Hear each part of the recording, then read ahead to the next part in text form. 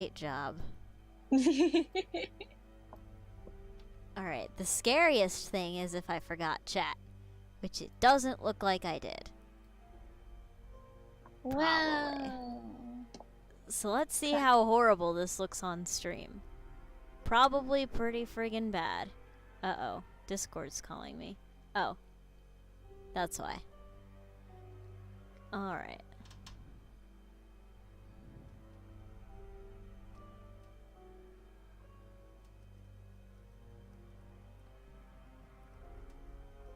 We can't be quiet like this. No, I know. Small emergencies happen all the time. Oh. It's not even showing up. God damn it, stream. Also, why am I still playing Amnesia the Dark Descent? I guess you're still... change the game? I didn't change the fucking game. So I guess this is a talk show? Yeah. I guess. Hello, and welcome to Ragnarok stream 42. On the wrong day. What? But it's 52. Did I say 42? Yes. God damn it. And as you can see, we have changed not at all in an entire year. We are still just as bad as we were before. What do you mean bad?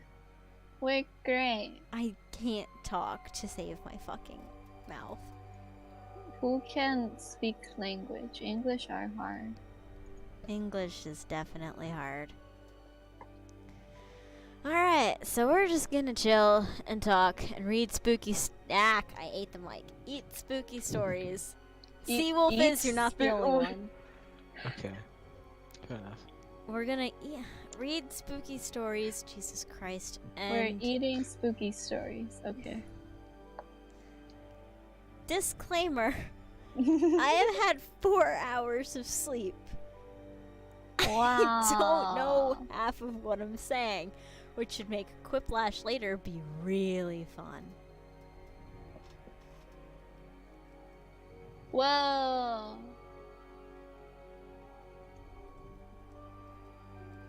Yeah, so we're just gonna chill for a while. We're gonna like wait until there's fish in the water and chat, cause hey Zerp, cause we're starting early. You also got 4 hours of sleep, dude? Oh jeez. Join the 4-hour club. Instead of 4 honor, it's 4 hour. How did I do this? What'd you say? Mel, how are you?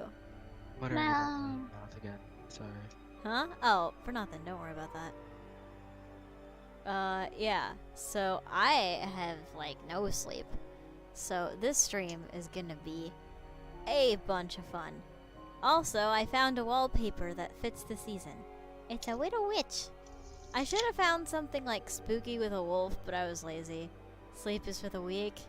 I hope sleep is for the weak, because I'm hoping to get better sleep tomorrow. I might take tomorrow off of streaming just because the last few days have been fucking exhausting. Sleep is for the weekend. That didn't happen, so... That didn't happen. Well, screw weekend then.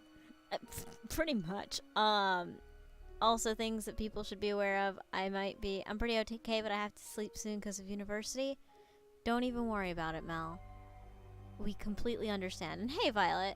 Yeah, so for the knowing of other people, I might be taking more hiatuses. Fuck it. I'm taking time off in November because, one, I still haven't finished the presentation for the Wolfie stream. Oh. And second, I am really tired. And all of my mods have been spamming me with lupine sleep on a constant basis, and I might need to listen to them. Can someone ban the sellout here? Yeah. Thanks. Oh, Mel, you could just ban them. Oh. Like, that works. I mean, you're an extremely nice mod. You don't have to be that nice.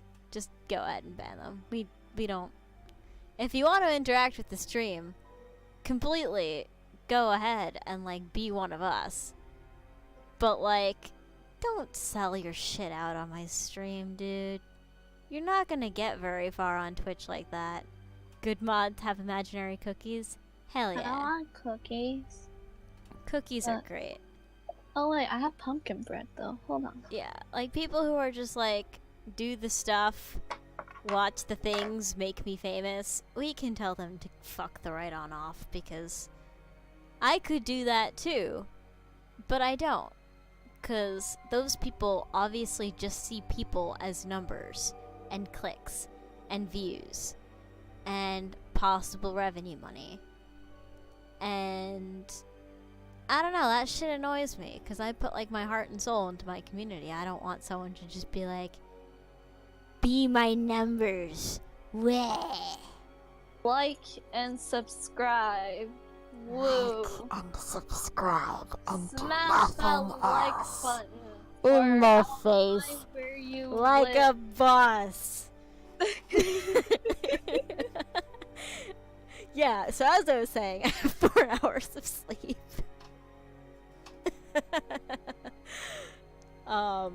Yeah. So that's my policy on people who come in here and do that. But yeah. That is cool. So cookies and water is great. Make me more popular. You get it, Violet.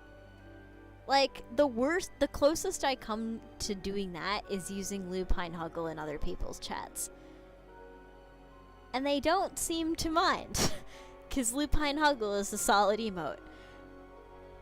Hashtag thanks Auxie. Hashtag I have the best mods. Anyway. Wolfus, you're here. Yeah, still here. Yeah, he is here. My brain counted you twice. It's alright, Violet. I was just like, Wolfus! Wait, I've done this already. Yeah. So, here's how the night's gonna go. I think I've said this already, but whatever. We're gonna be reading spooky stories. I have a few spooky poems. Auxie's got a thing. Wolfus can join if Wolfus wants.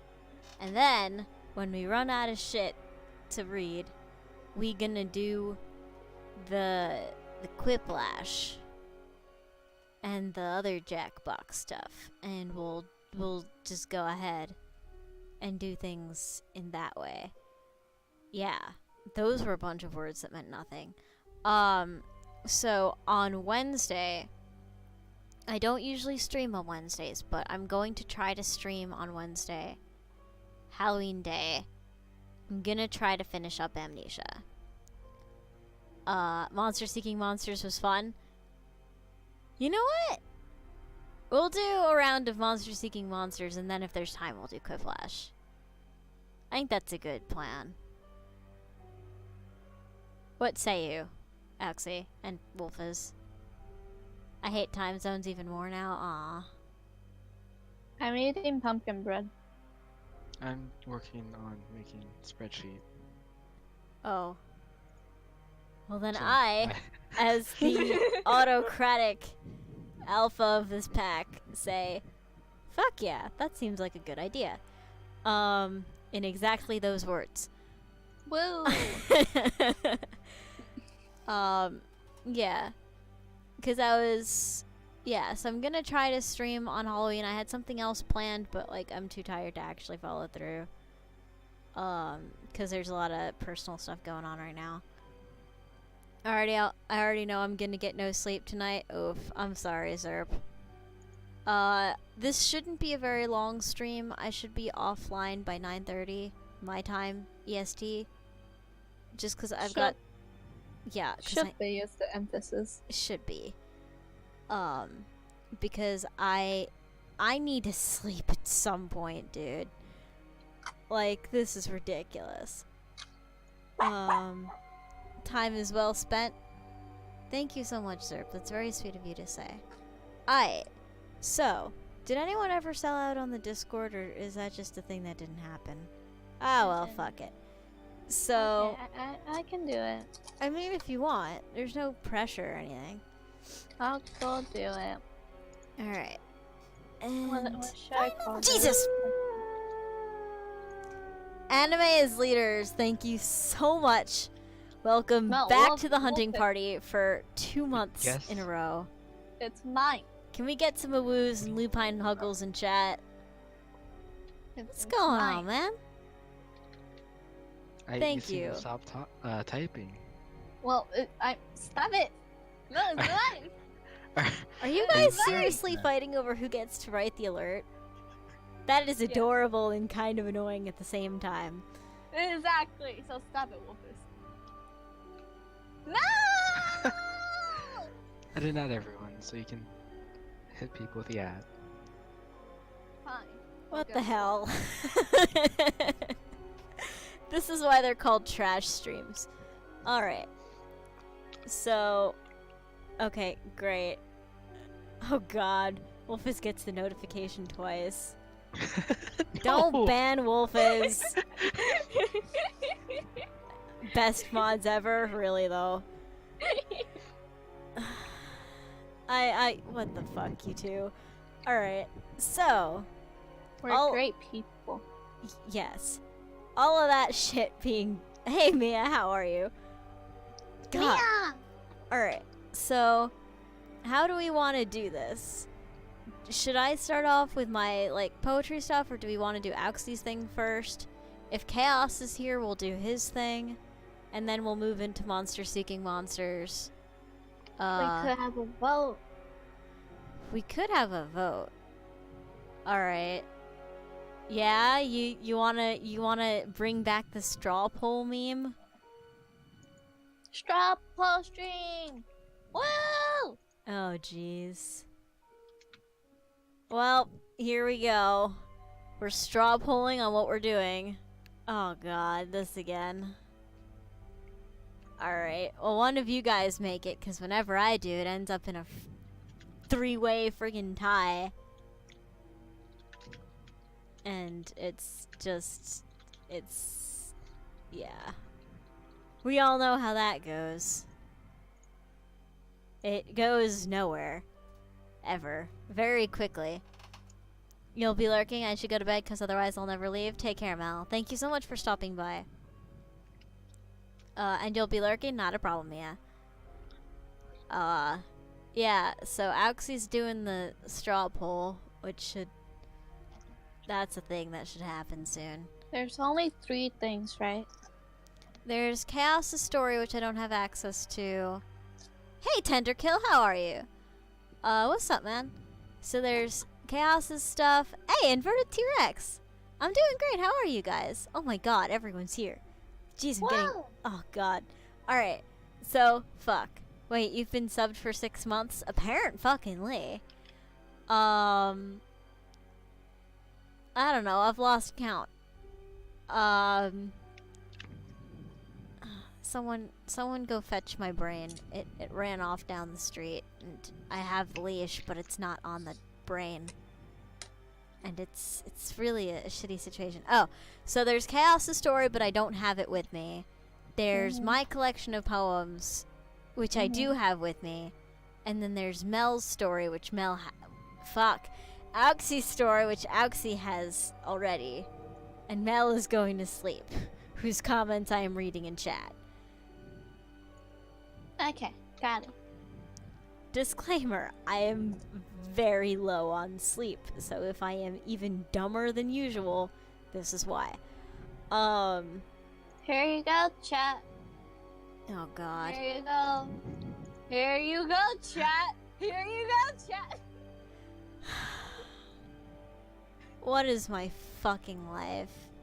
The queen of spam, always and forever. Oh jeez. Alright, so at least this thing worked this time. Alright, so let me do this. Go like that. Oh my It's a god. 4-way tie. Are you shitting me? Alright. Oh, Oh my no. god. So let's come out on top. Happy Hi. pre.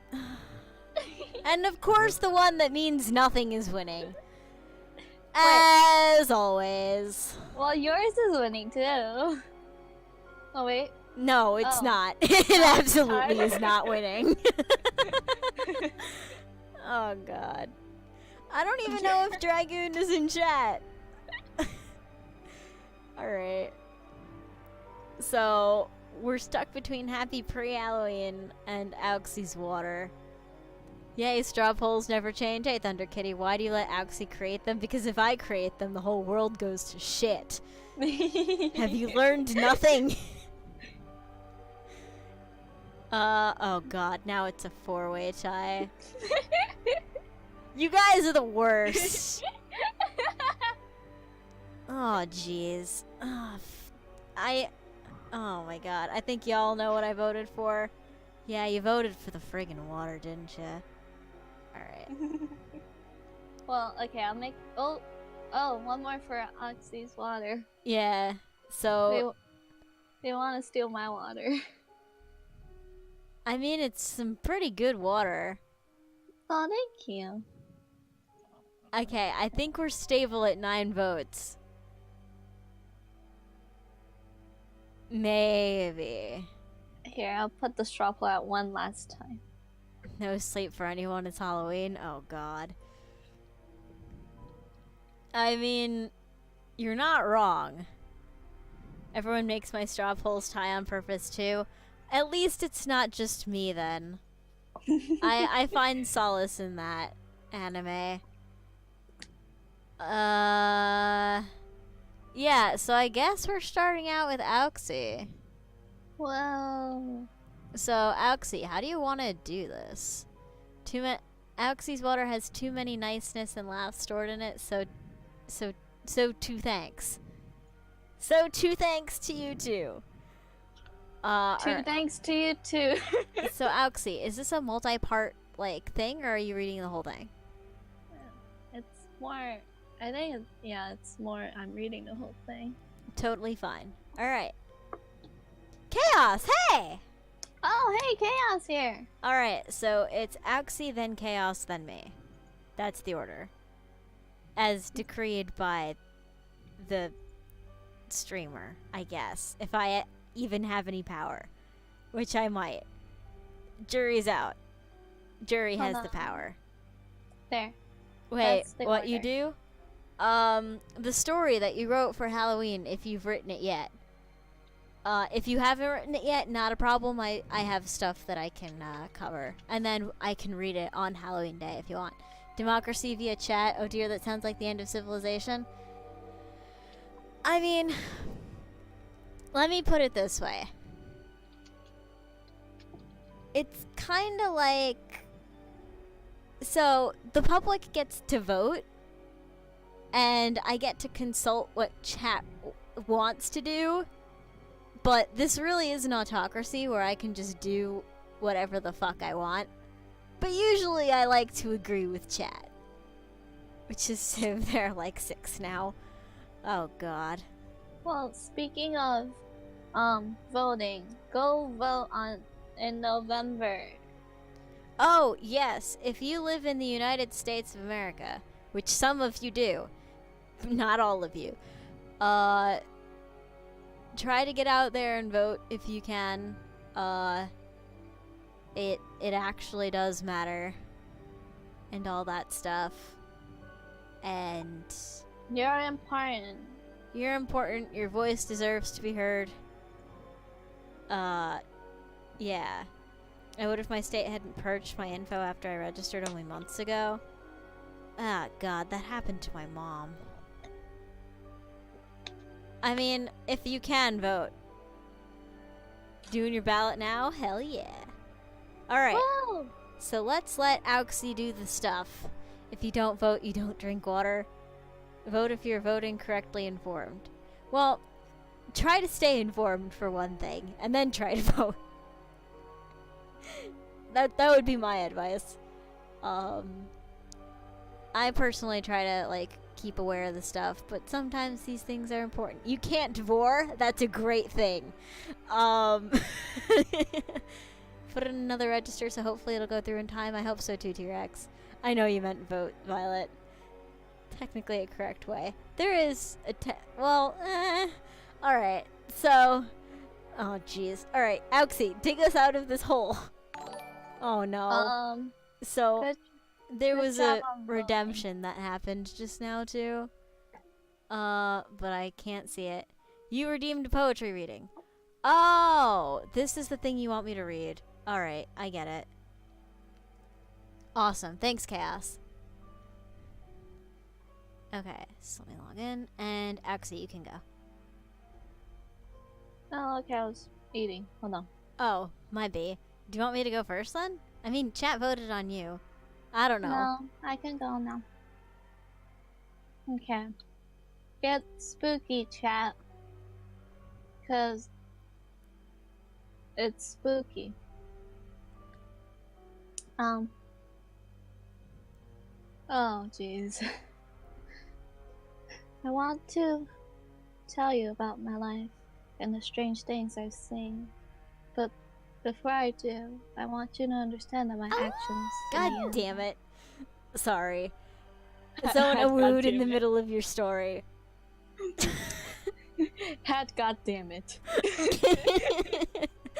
Thank you for the 100 bits, Thunder Kitty. Oh god. Sorry, Auxie. Keep going. Yes, my story has goddammit in it. So before my god damned me, my actions in the end had reasons. This is supposed to be serious. What? Sorry. My bad. No, don't worry about it. I like it this way. So, if you don't know, I was born to a single mother, and she was only 15 around the time I was born. And, you know, 15, she wasn't exactly ready to be a mother. And, apparently my dad was even less ready because his parents ended up sending him to a boarding school so he could just ditch me and my mom. We were mostly supported by our parents still, but other than that, we were completely alone. I started discovering my gift when I was about 5 years old. My great-grandmother had passed away, and I felt really confused when I walked into the viewing room of the funeral parlor. I saw my grandma sitting in the chair next to her own casket. At that point, I already grasped that death meant that you were gone forever, but there she was. My confusion was overpowered with my relief. Approaching her, she seemed different. There, but not quite the same. Like when you're picturing something in your head, your eyes are open and you're clearly seeing what's around the room, but something entirely different at the same time. She whispered in my ear, kissed my forehead, and then disappeared. I walked up to my mom and asked her about the roses in Italy, as Gran had instructed. To this day, I still don't know what that meant, but it was something important enough to make my mother fall to her knees. She held me, and it was the only time I remember feeling like she truly loved me. As I grew, my gift became a little more apparent. I'd see people I wasn't supposed to see in everyday situations. A few would even notice and follow me home. But I didn't mind though. None of them would ever impose or try to harm me. They just wanted company until they figure out how to move on, or they found, someone that's more interesting to follow around. But I talked about it as if it were normal. And my mother put in no effort to stop me, but she still acted embarrassed when I did it around other people. But nobody took it seriously. Not, not like Mom. Honestly, I think she feared me for a while. When I was about 8, things changed, and it was all due to Mom meeting a man named Mike. He was lanky, he smelled bad, and he talked too loud. But still, he had a more stable job than Mom did, so she fell right to his lap. He wasn't a horrible guy at first, just kind of greedy. My mom told him about my gift, and he came up with this master plan to use me as a pay pig. Post my names up in a phone book as the world's youngest psychic. I don't know if he even believed my gift was real at first, but he learned otherwise eventually. That's how I started talking to dead people in the living, when I was just beginning to learn multiplication.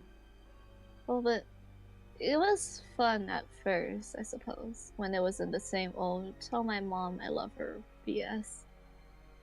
But there was this case when I was 13, where I was seeing a family who believed the spirits of a 4-year-old girl was haunting their house. They claimed that they didn't intend to make the girl leave, they just wanted to learn more about her so they can make her feel more comfortable in their home. When I walked into the house, there were definitely no little girl. There was, however, a gray, non-human entity crouched on their 17-year-old son's back, its skin like paper and its eyes fully blood red. It came in a human-like shape, but it was far from human. These non-humans were something I called sixes. Sixes are souls that were never human. They're created out of pure sorrow and hatred. They're negative emotions embodied into an evil spiritual being. They can project the actions of a human spirits to confuse their host, make them think that they're just victims of a normal haunting. Human souls cannot hurt you unless they're extremely sinister. Sixes, however, can. They suck every emotion out of you and radiate so much of their own sorrow and hatred until you either just kill yourself or commit a crime so horrible that you'll likely get a death penalty. They usually go after evil, corrupt, or plain miserable people. They were called sixes because you usually only last 6 months before you lost it. I think I started resenting my mother when I was 16. I had gotten tired of the job. Everyone in town knew me. All the kids at school would call me a freak. By this point, Mike had started drinking away all the money that people had paid me to tell them that their grandmother loved them or their dead child was in a better place. He became violent, angry. He hit my mother and she just took it for a while. And then she started blaming it on me. If you never had started talking about fucking Casper, maybe we wouldn't be in this situation. Completely ignoring the fact that he was her boyfriend, not mine. Not long after that, he stopped hitting her and started hitting me. And then she did too. Only months later did I see sixes roaming around whenever my parents were near. I watched this without a word, still allowing them to escort me to jobs.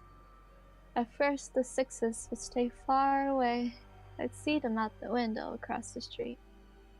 They crept closer as time went on, very slowly. My curiosity heavily outweighed my fear. I had only seen them on people's back. They became a bit more startled when they stood at our windows. They knew I could see them, but they disregarded me. I said nothing to my mother. The day I watched one crawled onto her back and latched its gaping teeth mouth onto her shoulder. And I wasn't surprised when I saw another on Mike's back later that day.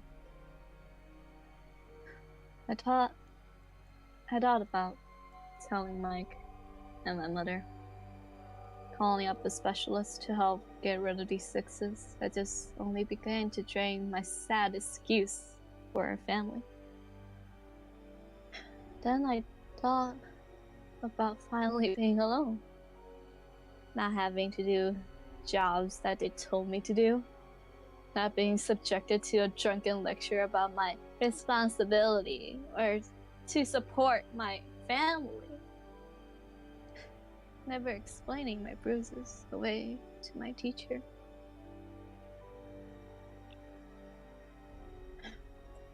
So I didn't tell them.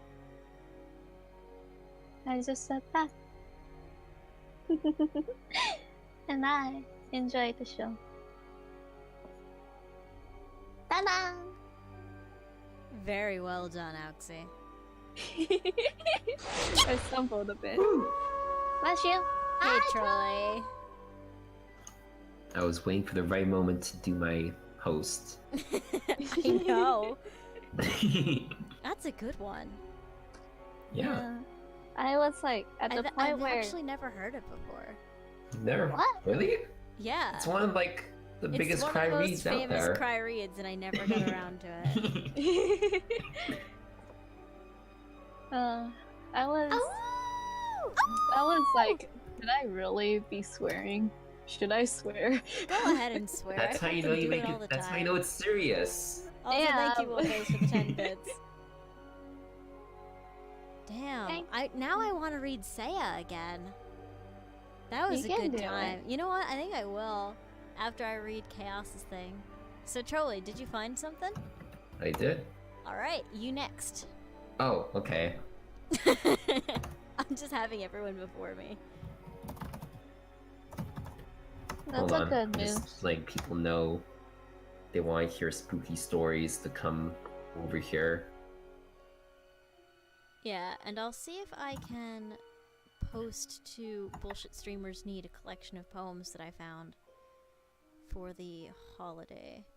If anyone wants to just go around, like, reading it. It'd be great if I remember where I saved it.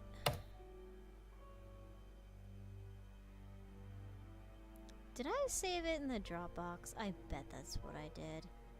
I can be so stupid sometimes. No, you aren't. Yeah, it's in the... Well, that's great, thank you, but that's not where I need to be. Ah! Poetry... Nope, none of this. God dang it. That's spooky. A notification. Oh, it's from Trolley. Oh, we just went over this. Okay. You have it, Trolley? I do have it. Hell yeah. So, I'm going to read a story called Nameless City by H.P. Lovecraft. Ooh. That's how you know it's going to be spooky because he's, in my opinion, the best horror novelist out there. Meanwhile, I'm Clap. gonna make a straw poll. Okay. Alright, let me get into character for this one. Alright, let's begin. So, The Nameless City by H.P. Lovecraft. When I drew nigh the nameless city, I knew it was accursed. I was traveling in a parched and terrible valley under the moon, and afar I saw it protruding uncannily above the sands, as parts of a corpse may protrude from an ill-made grave. Fear spoke from the age-worn stones of this hoary survivor of the deluge, this great-grandmother of the eldest pyramid. and a viewless aura repelled me and bade me to retreat from antique and sinister secrets that no man should see, and no man else had ever dared to see. Remote in the desert of Araby lies the nameless city, crumbling and inarticulate, its low walls nearly hidden by the sands of uncounted ages. It must have been thus before the first stones of Memphis were laid, and while the bricks of Babylon were yet unbaked. There is no legend so old as to give it a name, or to recall that it was ever alive, but it is told in whispers, around campfires, and muttered about by grandams in the tents of sheiks, so that all the tribes shun it without wholly knowing why. It was of this place that Abdul al-Hazred, the mad poet, dreamed on the night before he sang his unexplainable couplet. That is not dead, which can eternal lie, and with strange aeons, even death may die. I should have known that the Arabs had good reason for shunning the nameless city, the city told of in strange tales but seen by no living man. Yet I defied them and went to the untrodden waste with my camel. I alone have seen it, and that is why no other face bears such hideous lines of fear as mine. Why no other man shivers so horribly when the night wind rattles the windows. When I came upon it, in the ghastly stillness of unending sleep, it looked at me, chilly from the rays of a cold moon amidst the desert's heat. And as I returned its look, I forgot my triumph at finding it, and stopped still with my camel to wait for the dawn. For hours I waited, till the east grew gray and the stars faded, and the gray turned to roseal lights edged with gold. I heard a moaning and saw a storm of sand stirring among the antique stones through the sky, though the sky was clear, and the vast reaches of the desert still. Then suddenly above the desert's far rim came the blazing edge of the sun, seen through the tiny sandstorm which was passing away. In my fevered state I fancied that from some remote depth there came a crash of musical metal to hail the fiery disk as Memnon hails it from the banks of the Nile. My ears rang and my imagination seethed as I led my camel slowly across the land to that unvocal stone place, that place too old for Egypt and Meroe to remember, that place which I alone of living men had seen. In and out amongst these shapeless foundations of houses and palaces I wandered, finding never a carving or inscription to tell of those men, if men they were, who built the city and dwelt therein so long ago. The antiquity of the spot was unwholesome, and I longed to encounter some sign of or device to prove that the city was indeed fashioned by mankind. There were certain proportions and dimensions in the ruins which I did not like. I had with me many tools, and dug much within the walls of the obliterated edifices. But progress was slow, and nothing significant was revealed. When night and the moon returned, I felt a chill wind which brought new fear, so that I did not dare to remain in the city.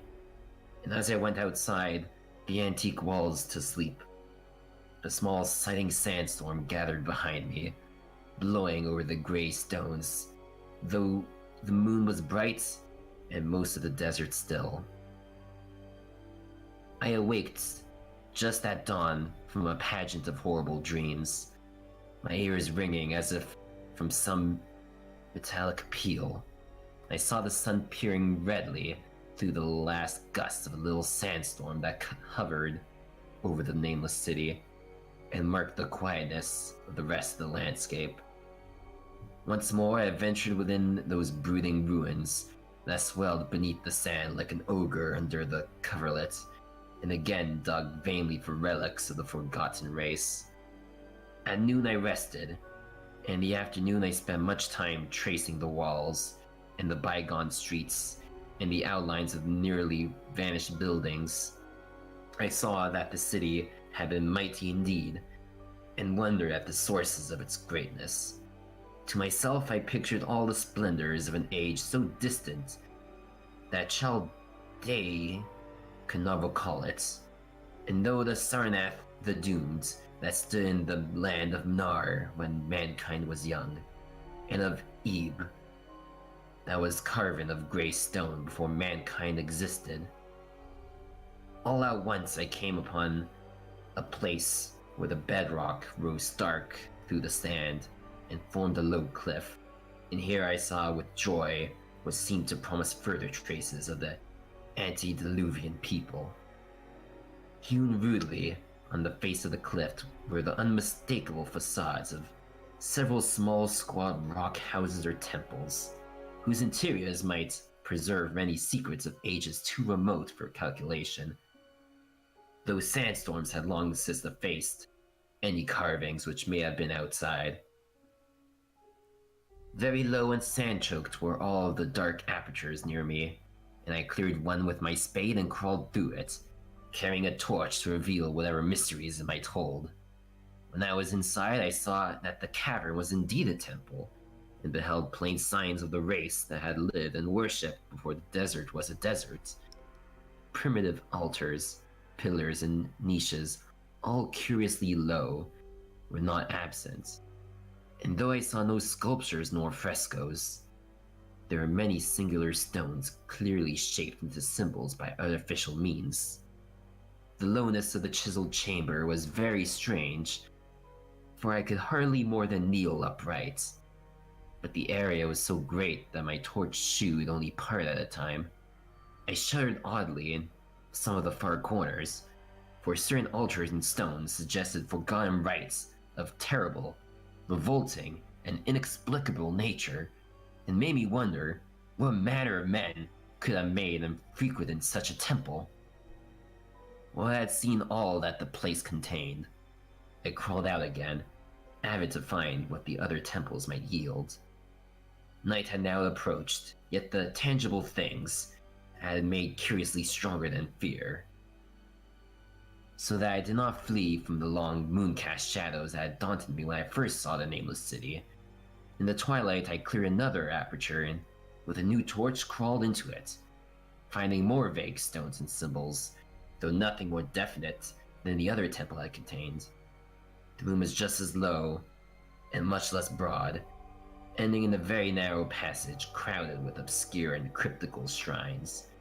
About these shrines I was prying when the noise of a wind and of my camel outside broke through the stillness and drew me forth to see what could have frightened the beast. This temple, as I had fancied from the outside, was larger than either of those I had visited before, and was presumably a natural cavern, since it bore winds from some region beyond. Here I could stand quite upright, but saw that the stones and altar were as low as those in the other temples. On the walls and roof, I beheld for the first time some traces of the pictorial art of the ancient race, curious curling streaks of paint that had almost faded or crumbled away, and on two of the altars I saw with rising excitement a maze of well-fashioned, curvilinear carvings. As I held my torch aloft, it seemed to me that the shape of the roof was too regular to be natural, and I wondered what the prehistoric cutters of stone had first worked upon. Their engineering skills must have been vast. Then, a brighter flare of the fantastic flame shewed me that for which I had been seeking, the opening to those remoter abysses whence the sudden wind had been blown, and I grew faint when I saw that it was a small and plainly artificial door chiseled in the solid rock. I thrust my torch within, beholding a black tunnel with the roof arching low over a rough flight of very small, numerous, and steeply descending steps. I shall always see those steps in my dreams, for I came to learn what they meant. At the time, I hardly knew whether to call them steps or mere footholds in a precipitous descent. My mind was whirling with mad thoughts, and the words and warnings of Arab prophets seemed to float across the deserts, from the lands that men know to the nameless city that men dare not know. Yet I hesitated only a moment before advancing through the portal and commencing to climb cautiously down the steep passage, feet first, as though on a ladder. It is only in the terrible phantasms of drugs or delirium that any other man can have had such a descent as mine. The narrow passage led infinitely down, like some hideous haunted well, and the torch I held above my head could not light the unknown depths towards which I was crawling. I lost track of the hours and forgot to consult my watch, though I was frightened when I thought of the distance I must be traversing. There were changes of direction and of steepness, and once I came to a long, low-level passage where I had to wriggle feet first along the rocky floor, holding my torch at arm's length beyond my head. The place was not high enough for kneeling, and that were more the steep steps, and I was still scrambling down interminably when my failing torch died out. I do not think I noticed it at the time, for when I did notice it, I was still holding it high above me as if it were ablaze. I was quite unbalanced with that instinct for the strange and the unknown which had made me a wanderer upon earth and a haunter of far, ancient, and forbidden places. In the darkness there flashed before my mind fragments of my cherished treasury of demoniac lore, sentences of Al-Hazred, the mad Arab, paragraphs from the apocryphal nightmares of Damascus, and infamous lines from delirious Images du Monde of Gauthier de Metz. I repeated queer extracts and muttered of Afrasiab and the demons that floated with him down the Oxus, later chanting over and over again a phrase from one of Lord Dunsany's tales, the unreverberate blackness of the abyss. Once when the descent grew amazingly steep, I recited something in sing-song from Thomas More until I feared to recount more. A reservoir of darkness, black as witches' cauldron are, when filled with moon drugs and the eclipse distilled, leaning to look at foot my pass. Down through that chasm I saw beneath, as far as vision could explore, the jetty sides as smooth as glass, looking as if just vanished o'er. With that dark pitch the sea of death throws out upon its slimy shore. Time had quite ceased to exist. My feet again felt a level floor, and I found myself in a place slightly higher than the rooms in the two smaller temples, now so incalculably far above my head. I could not quite stand, but could kneel upright. In the dark I shuffled and crept hither and thither, at random. I soon knew that I was in a narrow passage, whose walls were lined with cases of wood having glass fronts.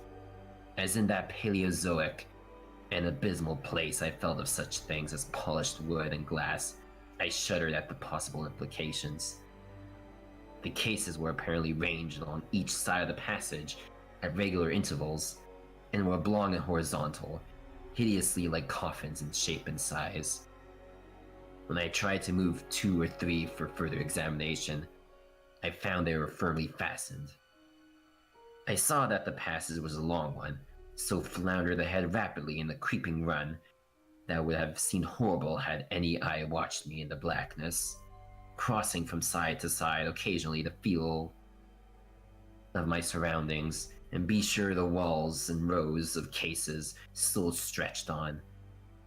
Man is so used to thinking visually that I almost forgot the darkness and pictured the endless corridor of wood and glass in its slow-started monotony as I saw it. And then in a moment of indescribable emotion, I did see it. Just when my fancy merged into real sight, I cannot tell. But there came a gradual glow ahead, and all at once I knew that some of the dim outlines of the corridor and the cases, revealed by some unknown subterranean phosphorescence. For a while, all was exactly as I imagined it, since the glow was very faint. But as I mechanically kept on stumbling ahead into the stronger light, I realized that my fancy had been but feeble. This hall was no relic of crudity like the temples in the city above, but a monument to the most magnificent and exotic art. Rich, vivid, and daringly fantastic designs and pictures formed a continuous scheme of mural paintings whose lines and colors were beyond description. The cases were of a strange golden wood, with fronts of exquisite glass, and contained the mummified forms of creatures, outreaching in grotesqueness the most chaotic dreams of man. To convey any idea of these monstrosities is impossible. They were the reptile kind, with body lines suggesting sometimes the crocodile, sometimes the seal, but more often nothing of which either the naturalist or the paleontologist ever heard. In size, they approximated a small man, and their forelegs, both delicate and evidently flexible feet, curiously like human hands and fingers. The strangest of all were their heads, which presented a contour violating all known biological principles. To nothing can such things be well compared. In one flash, I thought of comparisons as varied as the cat, the bulldog, the mythic satyr, and the human being. Not Jove himself had so colossal and protuberant a forehead, yet the horns and the noselessness and the alligator-like jaw placed the things outside all established categories. I debated for a time on the reality of the mummies, half suspecting they were artificial idols, but soon decided they were indeed some Paleogean species which had lived when the nameless city was alive. To crown their grotesqueness, most of them were gorgeously enrobed in the costliest of fabrics and lavishly laden with ornaments of gold, jewels, and unknown shining metals. The importance of these crawling creatures must have been vast, for they held first place among the wild designs on the frescoes, the walls, and ceiling. With matchless skill had the artists drawn them, in a world of their own, wherein they had cities and gardens fashioned to suit their dimensions, and I could not but think that their pictured history was allegorical, perhaps shewing the progress of the race that worshipped them. These creatures, I said to myself, were to the men of the nameless city what the she-wolf was to Rome, or some totem beast is to a tribe of Indians. Holding this view, I thought I could trace roughly a wonderful epic of the nameless city, the tale of a mighty sea-coast metropolis that ruled the world before Africa rose out of the waves, and of its struggles as the sea shrank away and the desert crept into the fertile valley that held it. I saw its wars and triumphs, its troubles and defeats, and afterwards its terrible fight against the desert, when thousands of its people, here represented in allegory by the grotesque reptiles, were driven to chisel their way down through the rocks in some marvelous manner to another world whereof their prophets had told them. It was all vividly weird and realistic, and its connection with the awesome descent it had made was unmistakable. I even recognized the passages. As I crept along the corridor towards the brighter light, I saw later stages of the painted epic, the leave-taking of the race that had dwelt in the nameless city in the valley around for 10 million years. The race whose souls shrank from quitting scenes their bodies had grown so long, where they had settled as nomads in the earth's youth, hewing in the virgin rock those primal shrines at which they never ceased to worship. Now that the light was better, I studied the pictures more closely, and, remembering that the strange reptiles must represent the unknown men, ponder upon the customs of the nameless city. Many things were peculiar and inexplicable. The civilization, which included a written alphabet, had seemingly risen to a higher order, than those immeasurably later civilizations of Egypt and Chaldea. Yet there are curious omissions. I could, for example, find no pictures to represent deaths or funeral customs, save such as were related to war, violence, and plagues, and I wondered at the reticence shown concerning natural death. It was as though an ideal of earthly immortality had been fostered as a cheering illusion.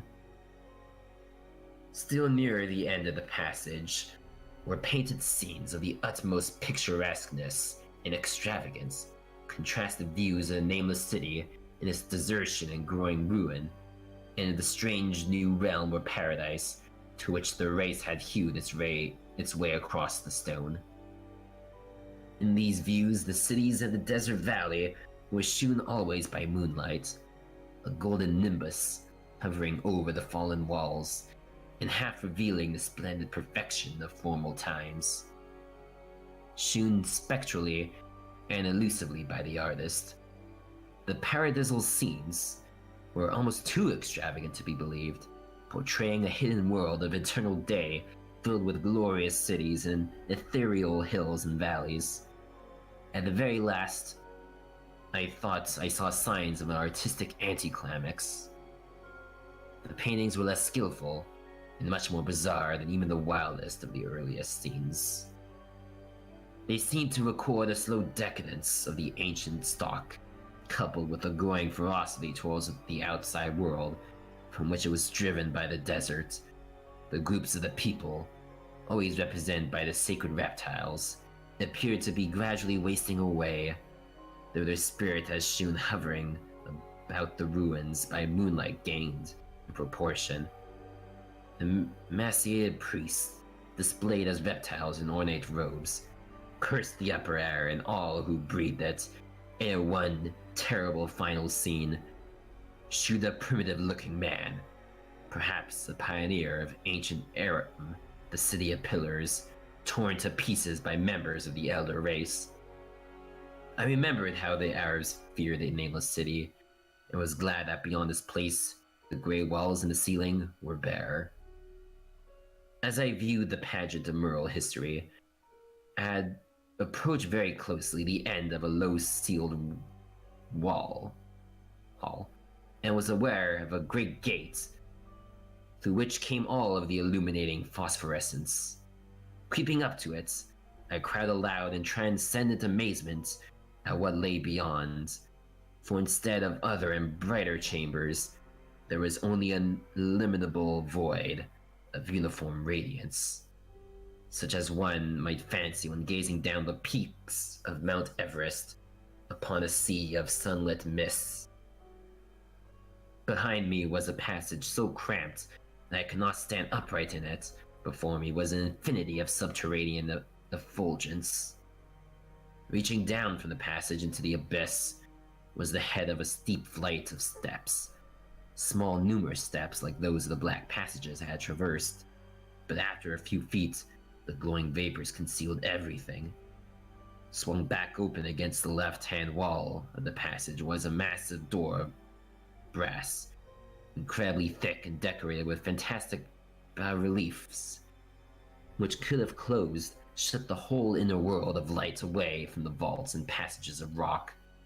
I looked at the steps, and for the nonce dared not to try them.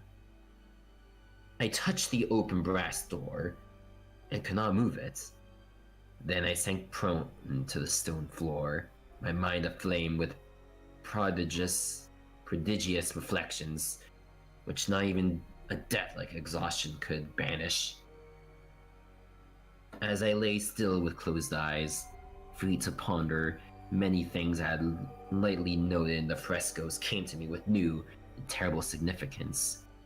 Scenes representing the nameless city in its heyday, the vegetation of the valley around it, the distant lands with which its merchants traded. The allegory of the crawling creatures puzzled me by its universal prominence, and I wondered that it should be so closely followed in the pictured history of such importance. In the frescoes, the nameless city had been shewn in proportions fitted to the reptiles. I wondered what real proportions and magnificence had been, and reflected a moment on certain oddities I had noticed in the ruins. I thought curiously of the lowness of the primal temples and the underground corridor, which were doubtless hewn thus out of deference to the reptile deities there honored, though it perforce reduced the worshippers to crawling. Perhaps the very rites had involved a crawling in imitation of the creatures. No religious theory, however, could easily explain why the level passage in that awesome descent should be as low as the temples, or lower, since one could not even kneel in it. As I thought of the crawling creatures, whose hideous mummified forms are so close to me, I felt a new throb of fear.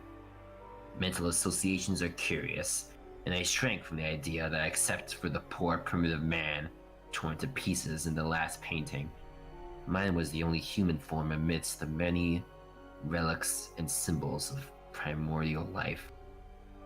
But as always, in my strange and roving existence, wonder soon drove out fear. For the luminous abyss and what it might contain presented a problem worthy of the greatest explorer. That a weird world of mystery lay far down that flight of peculiarly small steps, I cannot doubt, and I hoped to find there those human memorials which the painted corridor had failed to give. The frescoes had pictured unbelievable cities, hills, and valleys in this lower realm, and my fancy dwelt on the rich and colossal ruins that awaited me. My fears, indeed, concerned the past rather than the future.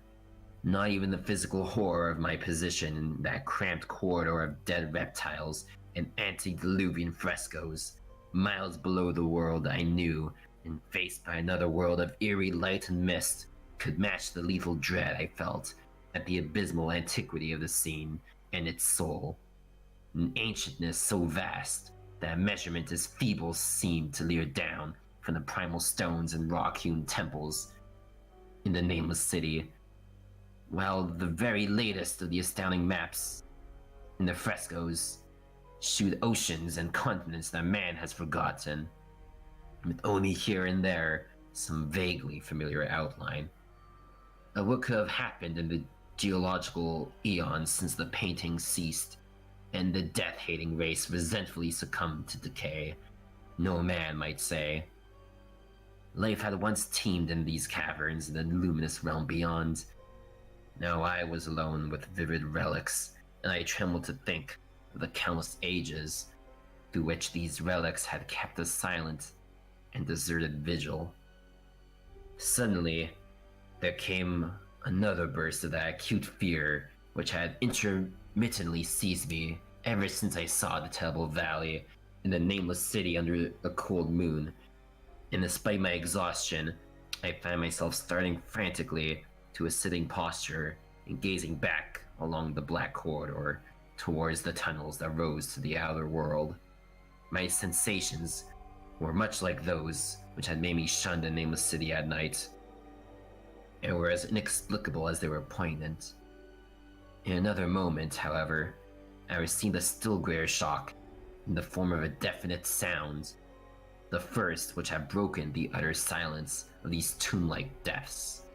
It was a deep, low moaning, as of a distant throng of condemned spirits, and came from the direction in which I was staring.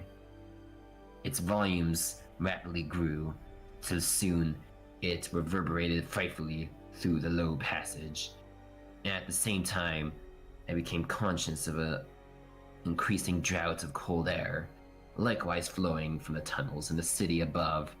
The touch of this air seemed to restore my balance, for I instantly recalled the sudden gusts which had risen around the mouth of the abyss each sunset and sunrise, one of which had indeed served to reveal the hidden tunnels to me.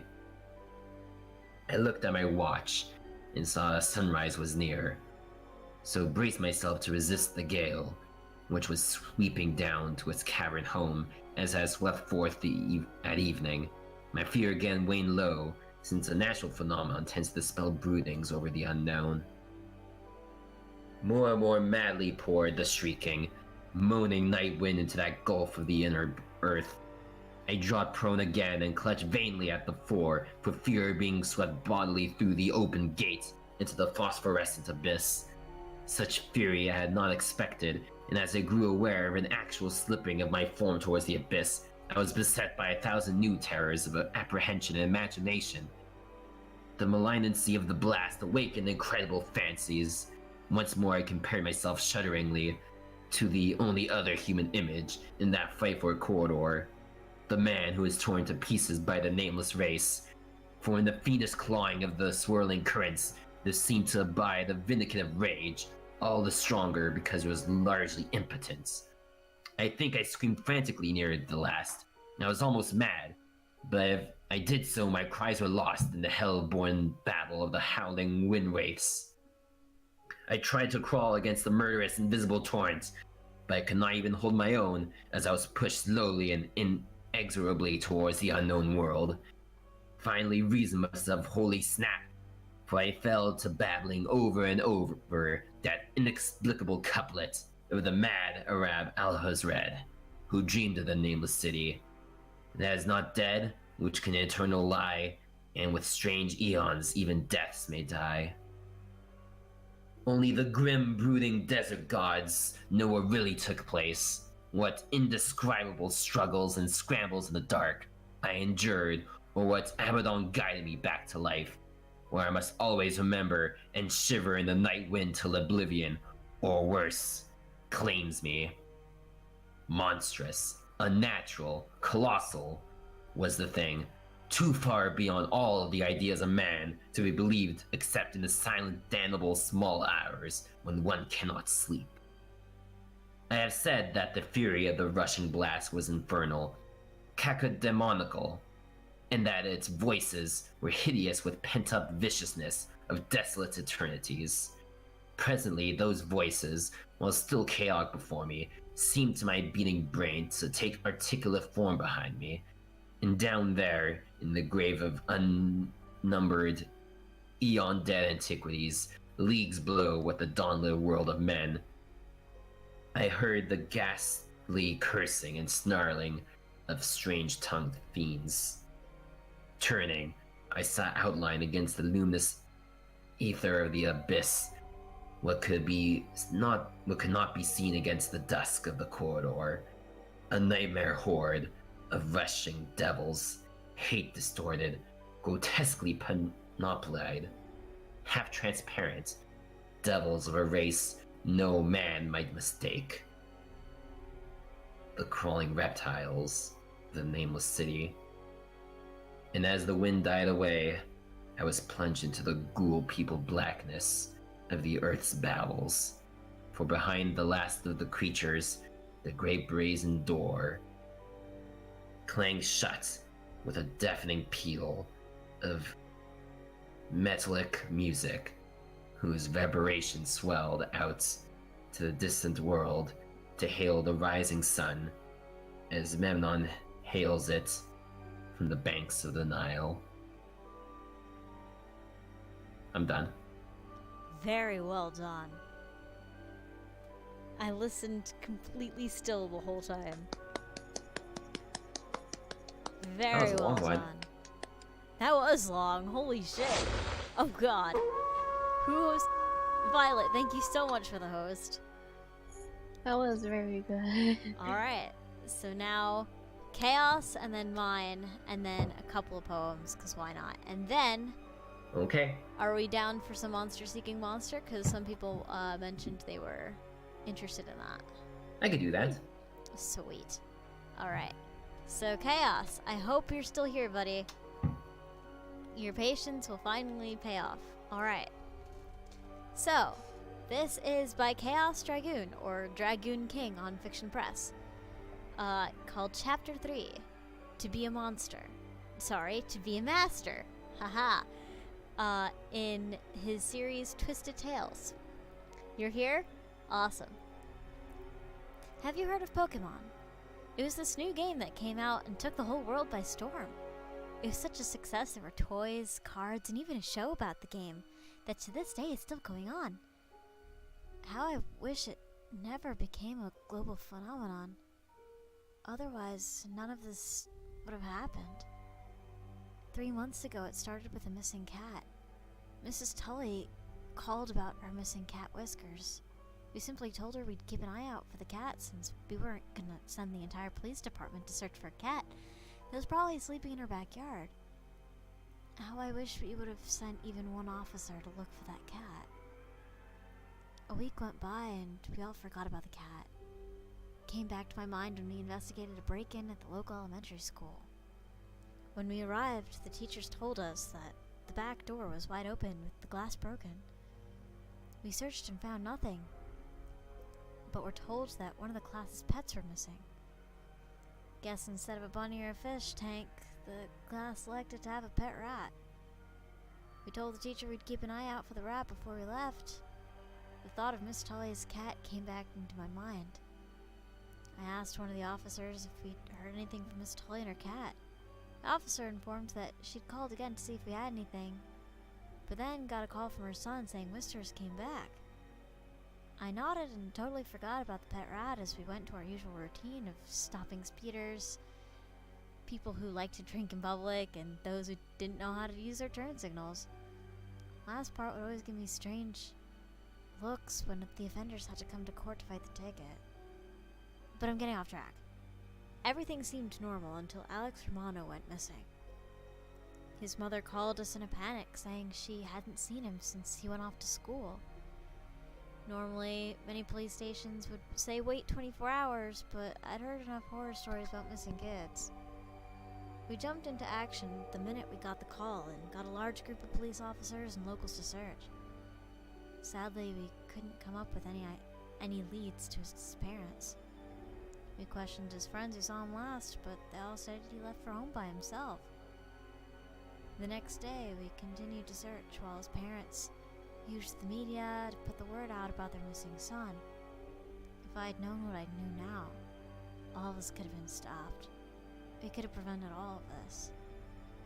However, we didn't know what was really happening within the shadows of this fucking town. So he would soon find out after Jessica Jackson suddenly went missing a week after Romano went missing. We came to the conclusion that there was someone taking people and doing God knows what to them.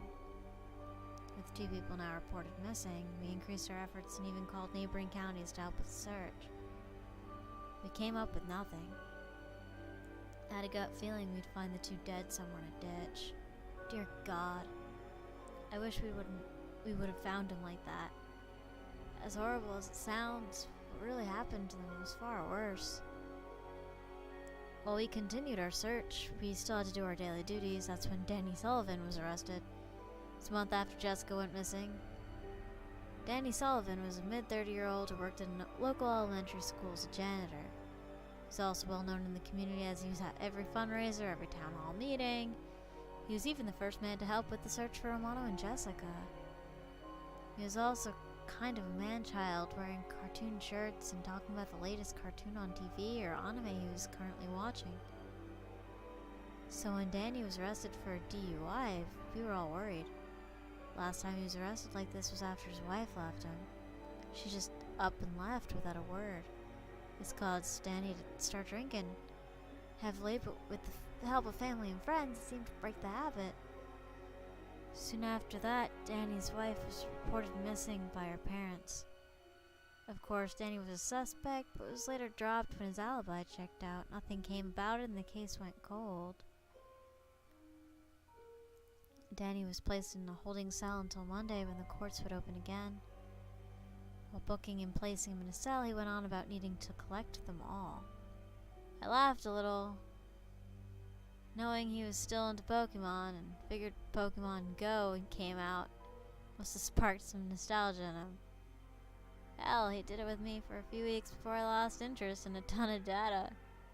Figured in this drunken stupor he was trying to catch some rare Pokemon on the app. Just told the arresting officer to let him sleep it off and he'll be fine in the morning. It all came to a head when we got the call that would change our lives forever. It was Sunday afternoon when a local storage facility called us in a panic, saying we needed to get down there immediately.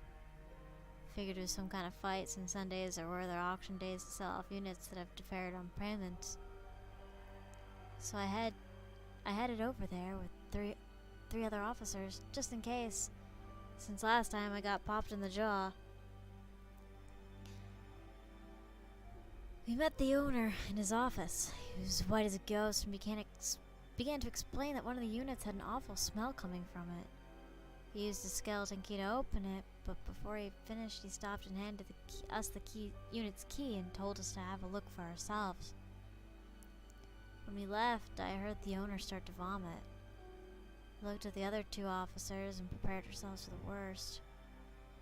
We weren't prepared for what we found. We slowly walked toward the unit in question, and I instantly recognized the smell of death as we reached the door. My partner slowly opened the steel door, and I instantly vomited at the scene before me. The storage unit was one of those industrial styles of units that could house a damned apartment. Inside was the most gruesome scene. Large shelves lined the walls of the unit, with what I can only describe as a surgical table in the middle with dried blood stains on it. I placed my shirt over my nose and mouth to try to counteract the smell inside.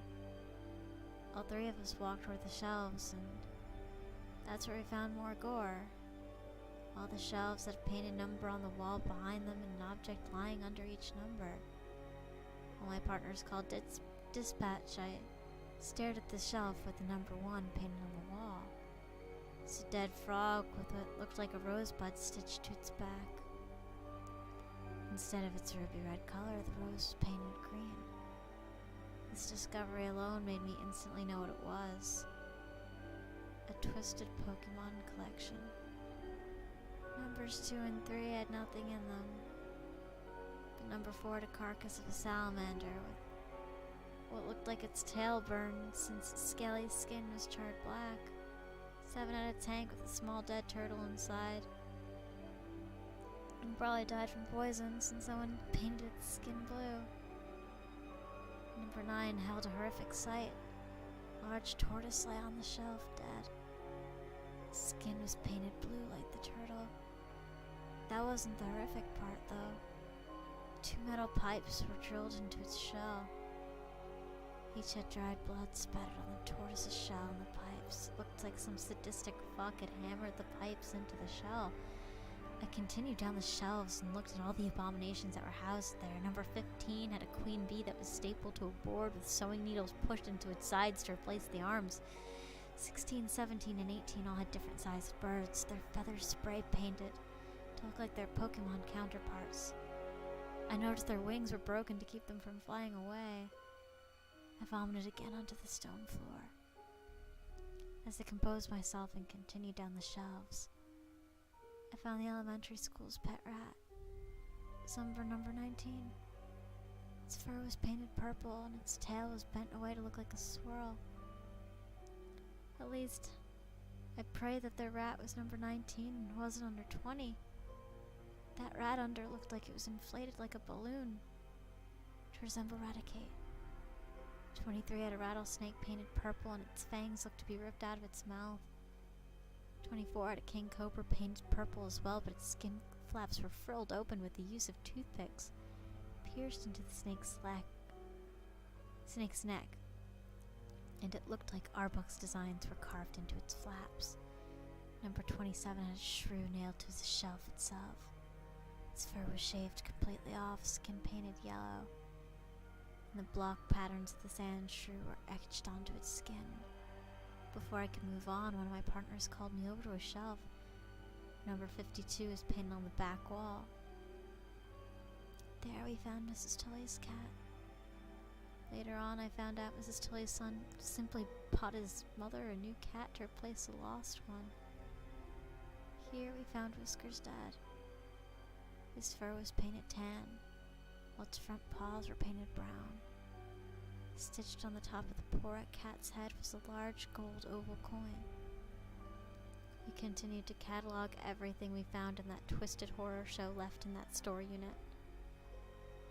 We all thought we'd seen the worst it had to offer. We were wrong. Number 122 is where we discovered Romano. His skin was pale. His cheeks were painted pink. Large clown gloves were stitched onto his wrists to keep them from falling off. Bat-like wings were stitched into his shaven head. Pink spheres were stitched to his shoulders and thighs.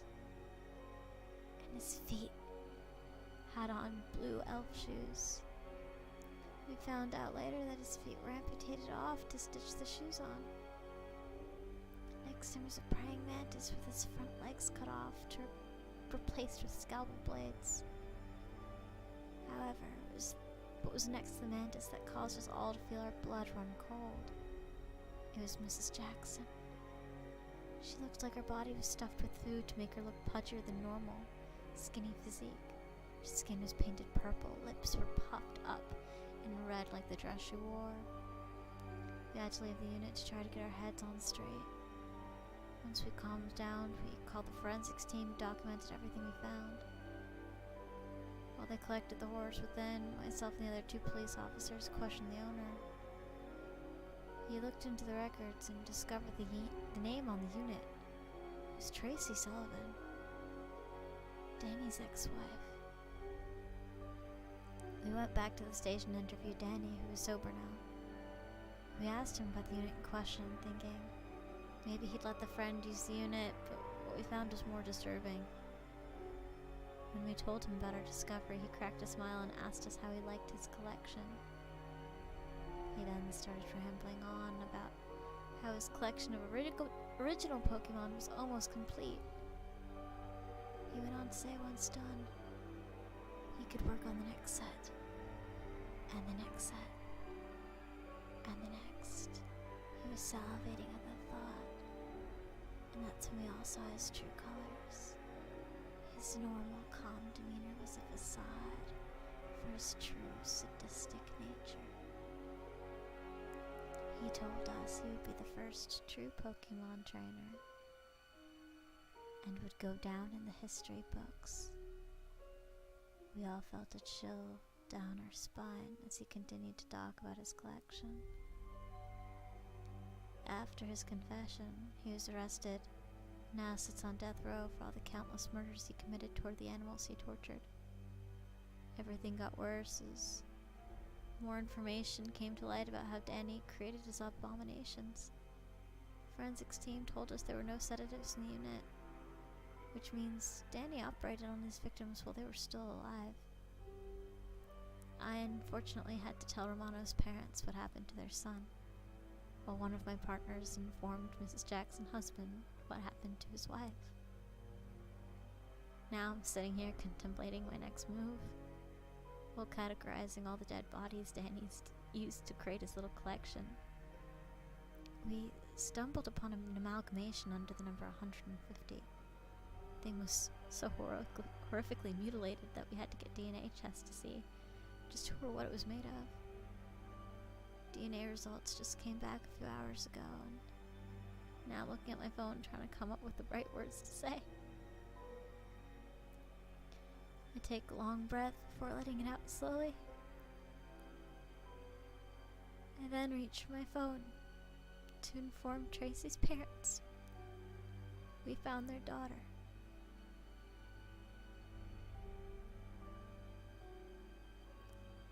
Another one well done, Cass.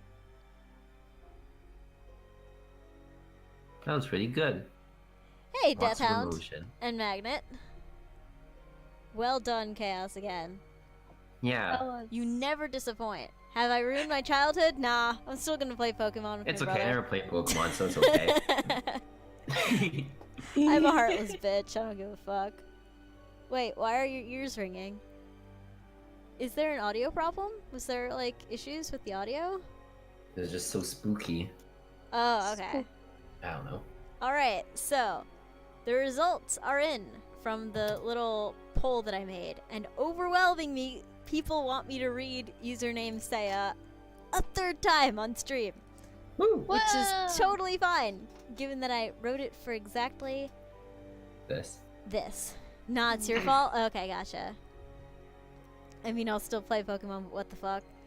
Honestly, that was really good. I liked I like that the description. thoroughly. Yeah, that was so creative. Well done. Well done. Alright, so. Username Saya. Brought to you Woo! by water. Oh Drink boy. water, dang it. Drink water. Alright. People weren't already drinking water? I was Guess drinking not. water. But, like, I'm gonna need water before this one, because this one. This reading involves a lot of frequency modulations, because I have to do multiple voices. And my voice is already kind of shit from covering Kainet earlier today. So, we'll see how this goes. So this is called Username Saya. I wrote it November 1st. Oh wait, no, I published it November 1st, 2017, but I actually wrote it earlier. Ooh. It's not a novel idea from anyone that people suffering from loneliness IRL often seek out company on the internet. A vast sea of people funneled by interests, even to some extent personality. The world on the web has rapidly become almost as complex as the world around it, forming cultures and communities with small tribes that feud and large fan bases that rally together. Now in the quiet of this black cold night, it's natural to wonder if the internet is developing its own ghosts and monsters too. It's hard to live in a place where no one understands you. I was never great at making friends around me. Classmates, coworkers, random strangers that drift past you before you even process them. They all seemed unreachable and uninteresting to me. However, in the late night chats with strangers on online chat rooms and forums, I found something. Instead of the monotony and nothingness of the real world, I felt a drive. There was something exhilarating about the anonymity. I found fulfillment beyond anything I could imagine, seeking in those physically near me. Pleasures outside of any degree of propriety that would be tolerated by the boring mainstream culture surrounding my bedroom. But most of those connections would form and break quickly, just becoming a blur of experiences, instant gratifications. Then there was Saya. I met her around 4 in the morning on a weekend, in the chat of an odd, disjointed stream of a bunch of strange and obscure games I've either since forgotten or blocked out of my memory. The chat was fast, far from empty, maybe a couple hundred viewers, but Saya stood out to me. A few playful remarks to each other in public chat led us to private messaging. My God, she was electrifying, radiant even, cold in her speech, with a slicing sense of sarcasm, a biting sense of humor. She spoke in riddles and mysteries, making me work for any small droplet of information, and yet still managing to keep me trying. Keep rolling the dice with what words I could say, trying to gamble on the rigged game of trying to get more of her. I found out quite a bit after hours of trying, after coming back to the little chat box of private messages night after night, between boring, dull day after insipid, worthless day, burning the pale purple text of her username in the back of my head when I closed my eyes because I spent so long staring at it. She was 5 feet and 6 inches tall, lived somewhere with heavy snowfall. In the winter and mild summers, the Mountain Standard Time Zone. She was a Sagittarius, switching tones, in my opinion, rapidly from seductive to empathetic to cold to fiery to mischievous, sometimes blending them to the point where you wouldn't really know how she felt when she was saying something. Rather, typing something. But over time, I started to hear her voice in my head as I read her words. A soft, silken voice, laced in the enigma that shrouded her. During the day, I was growing distracted. During the night, I had no rest. Even while I was asleep, it seemed I was still puzzling over her. She was 23 years old. She was a dancer once, but she no longer performed. She used to do quite a bit of painting when she was younger, but those works were lost to time. That meant her father threw them in the fire. She once liked jazz, but now she's more into electronic music. When I asked her which artists she named, artists I recalled being popular a number of years ago. When I named more recently popular artists, she seemed not to recognize their names at all. She said if we were ever to find each other in person, she'd gladly make out to me to the tune of it, though. Before I could get more about that, I was lost in the sexual hallucination of imagining all the little details of her body she'd described at times before, and continued my quest to uncover tantalizing detail at the agonizingly and yet alluringly slow pace she revealed such information. The other girls I'd been talking to started to feel ignored. Their usually interesting and satisfying banter became boring to me. I could only think of Saya. She started asking me if I cared about her at all, what I was to her.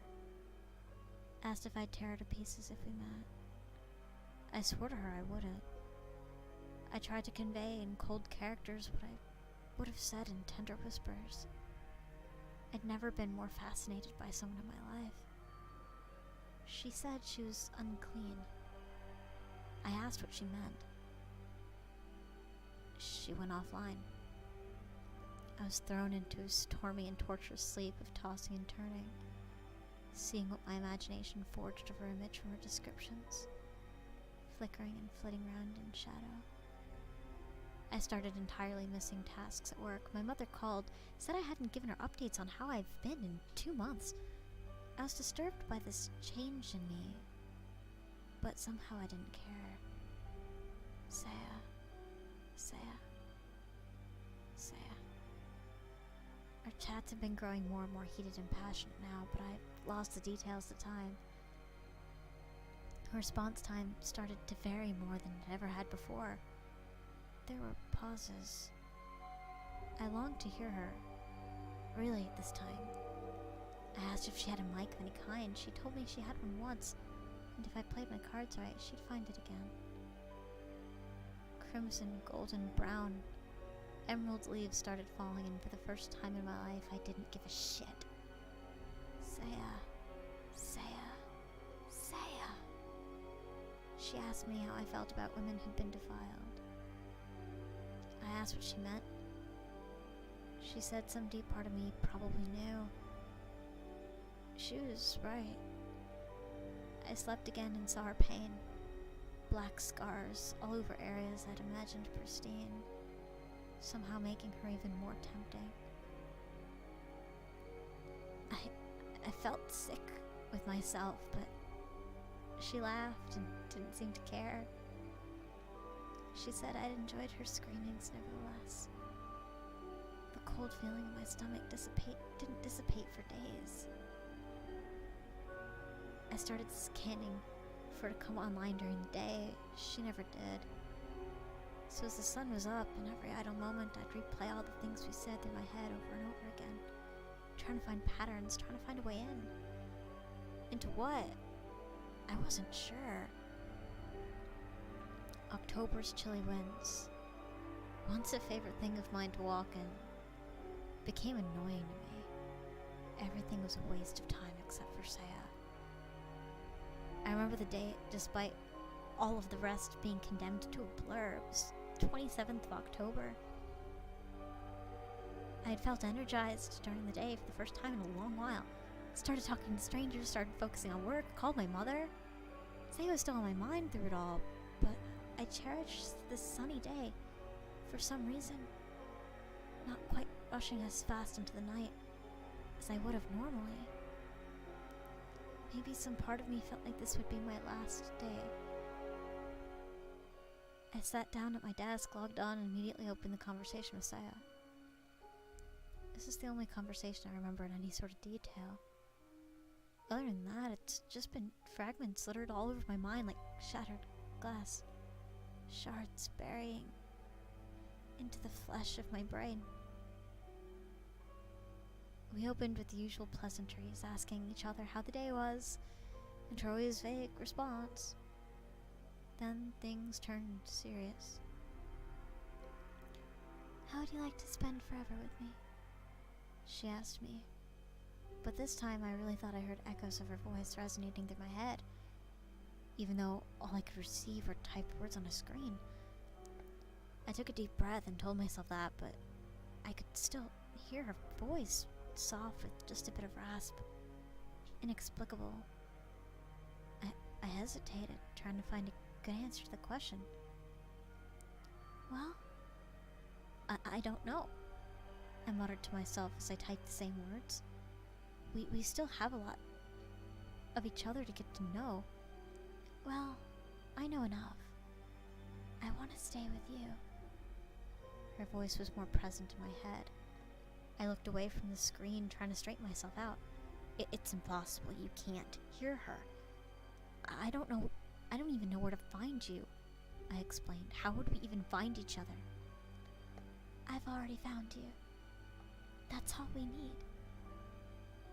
Loud and clear. Even the rational part of my brain couldn't dispute it. I could hear her. What do you mean you've already found me? You're creeping me out, Saya. I take a deep breath, a pause, and then write. Also, why can't I hear you? All I needed was your username, she chuckled. Besides, even if you looked, you're never gonna find me. Not where you'd know where to search. A pause.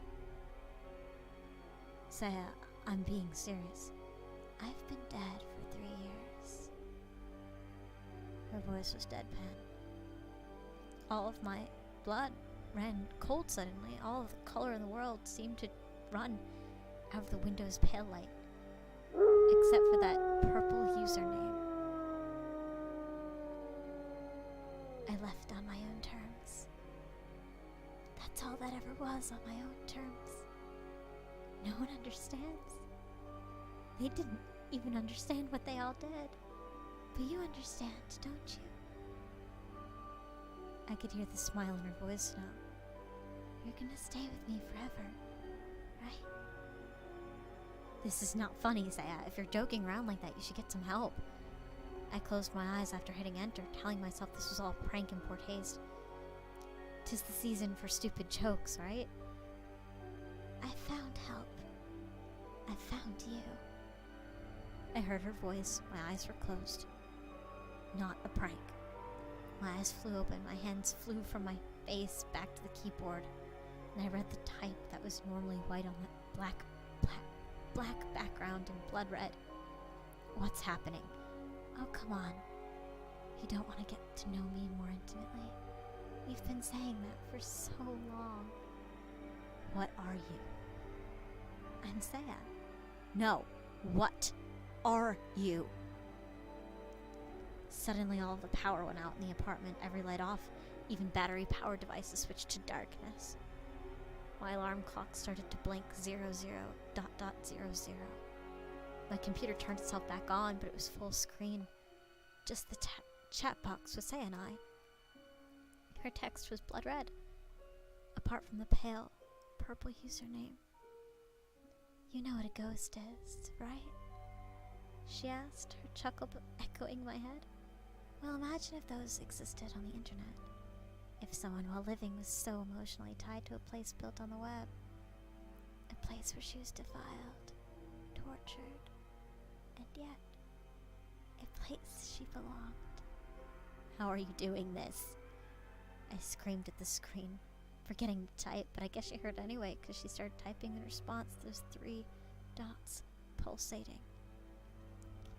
Those few who know I exist describe me like a virus, jumping from one host to the next, perpetuating myself, but I prefer to think of myself as just very lonely, looking for a warm place to spend my time stuck on Earth. And you've been so warm and inviting. What the hell do you want from me? I hissed through my teeth.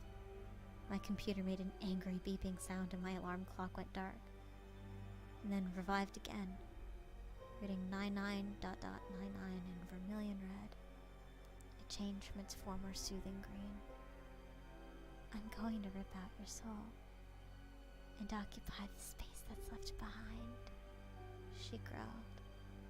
And it's too late to stop me. Immediately I felt there was a pulse of electricity running through my hand, up my arm, straight into my chest. I yanked my body away from the machine.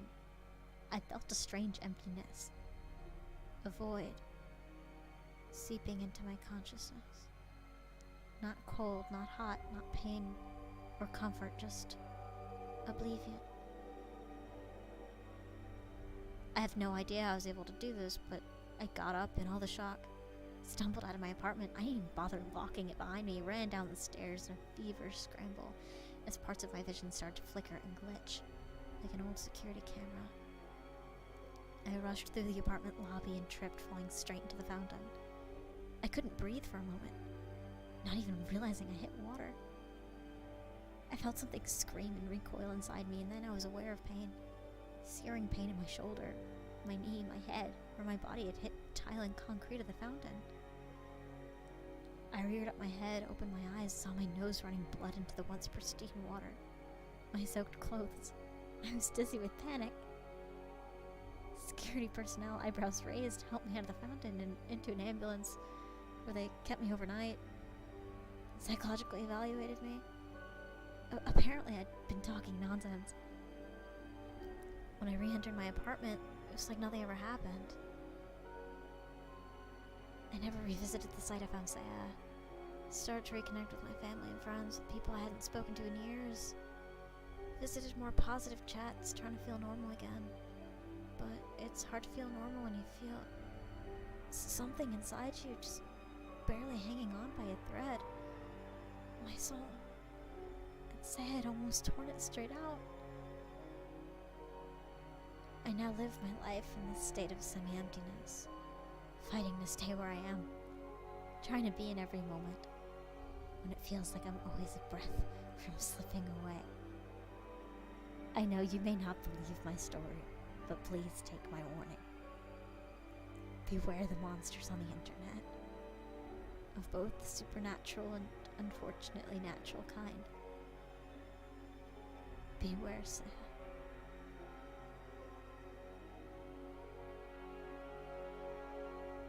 Also, G-Man, welcome back to the hunting party after 5 months of returning.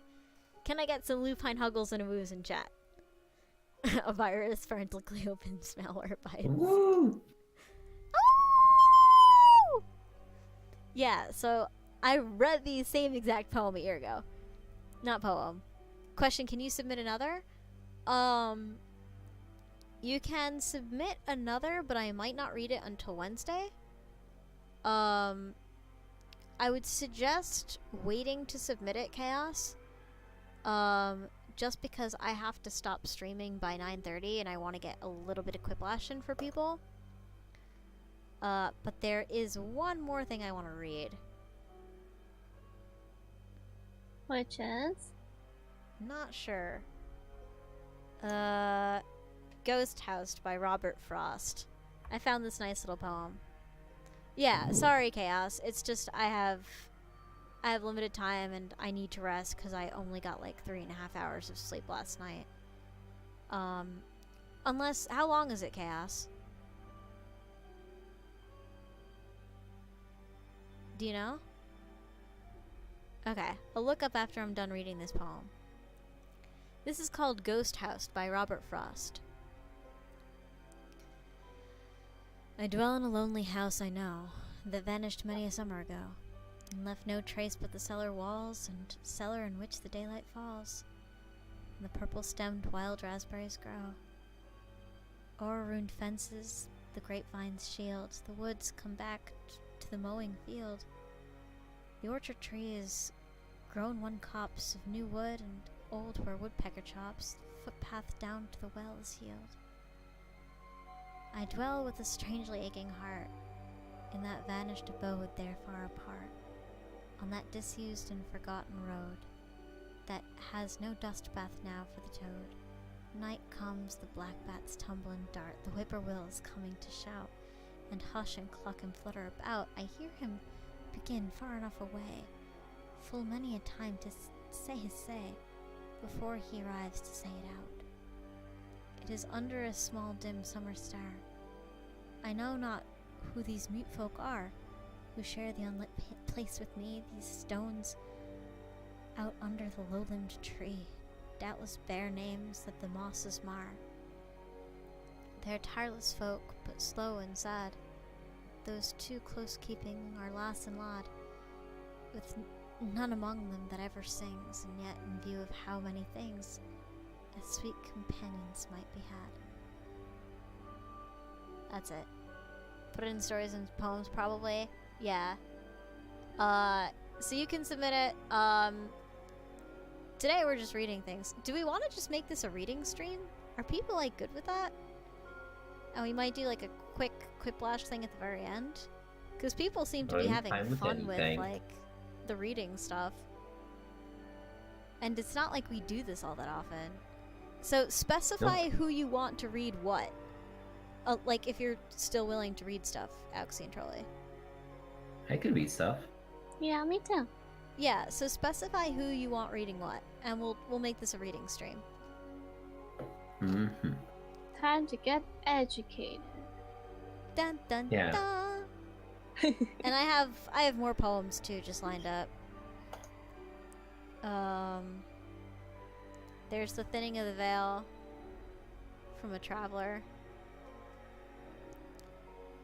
Oh, because knowledge is power. Oh, I saw chat move, so I stopped reading. God, if I'd be cry, I wouldn't be able to do goddamn anything. So, at the thinning of the veil, the fear is limited to the chills up the spine. Ghosts cling to the living, spirits cling to good times. The music and laughter binds the trance. The heart beats in mysterious rhythms, paranormal enhanced. Waxing from a Libra moon, the shadow worlds ignite. Young at heart soar forever in restless states of fight. The veil of Samhain be opened wide. Let wandering soul roam free, as we celebrate another year of nature's selfless deeds. So that one's more in the tradition of what Halloween was originally. It was a holiday called Samhain, which was like a day to honor the dead. So you put Oh yeah, a link into tomorrow Friday. is the Day of the Dead. Yeah. And in the Gaelic calendar, and I think a lot of pagan calendars, the Day of the Dead is October 31st. Yeah, so you put the link in poetry, like stories and poems. Unless there's another thing called poetry. I don't see any. Yeah, so I have that. Haunted Oak looks lame. Sorry, Paul Lawrence Dunbar. Oh, jeez! There's a redemption. Oh, you guys don't have to pay for it today. I probably should have specified that. So, streamlabs.com. Did it It's work? okay, you can redeem it. I mean, you can redeem it. I mean, I can redeem Or it. refund it, I mean. I can talk, I promise. Are you sure about that? So, redeemed a poetry reading. Yeah, so let me give you your fangs back, your hard-earned fangs. Today is the day of giving. It's a holiday after all. Wow! And I'm gonna refund Chaos Dragoons as well. But I'm gonna accept these others, because I'm fairly sure that these others were made in jest. Now she tells me, I'm sorry, dude. I'm a horrible streamer, okay? Leave me alone. So Deathhound, which one of us do you want this to be read? Because I can send it to other people. Ooh, this is from SCP Foundation. Cool. Oh,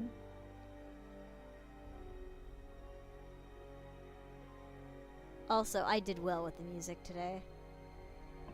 spooky, scary spooky. skeletons. I don't hear any music, but I'm sure it's pretty. Sorry, Jolie. Whoever. Alright, does anyone have a strong desire to read, or should I take it? What's the poem?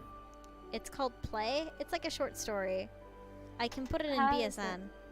You want to do it, Axie? Okay. No, how is it? Like, How- what's it about? I don't know. I just got it. Oh, It's it not an doesn't have a SCP? Oh, description. it's just on the wiki of SCP for some reason. Oh. Unless I fucked up the link. Let me see. Here, no. Let me put it in BSN. Boop. Shit. Boop. There we go. Close enough. Close enough. Yeah, so this was the link I got. I don't know if this was supposed to be the link. I'm pretty sure Oh, it's the story that they made. Oh, okay. So, who wants to get it? Let's see.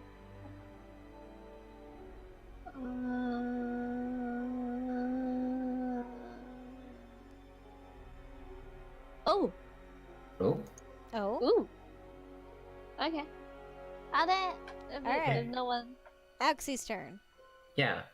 Go. Doggles. Doggo ones. Okay, Doggo, do you want to read this? You want to? I thought you wanted to. No? Okay. An equal opportunity stream. Mhm. Okay. I was deposited to. Doggo, I thought you didn't want to. Oh my god, Doggo, you need to go outside. I'm gonna put you outside. I have a short story along with SCP documents. I see. Doggo, you go. Doggo has lost story privileges. Oh jeez. Anyways, back to seriousness. I was deposited to awareness with an abruptness normally reserved for the newly born, and much like them, my first view of the world was enough to send me into wrecking sobs. I attempted to recoil, to fall back to the nothing that I had come from, but found myself frozen.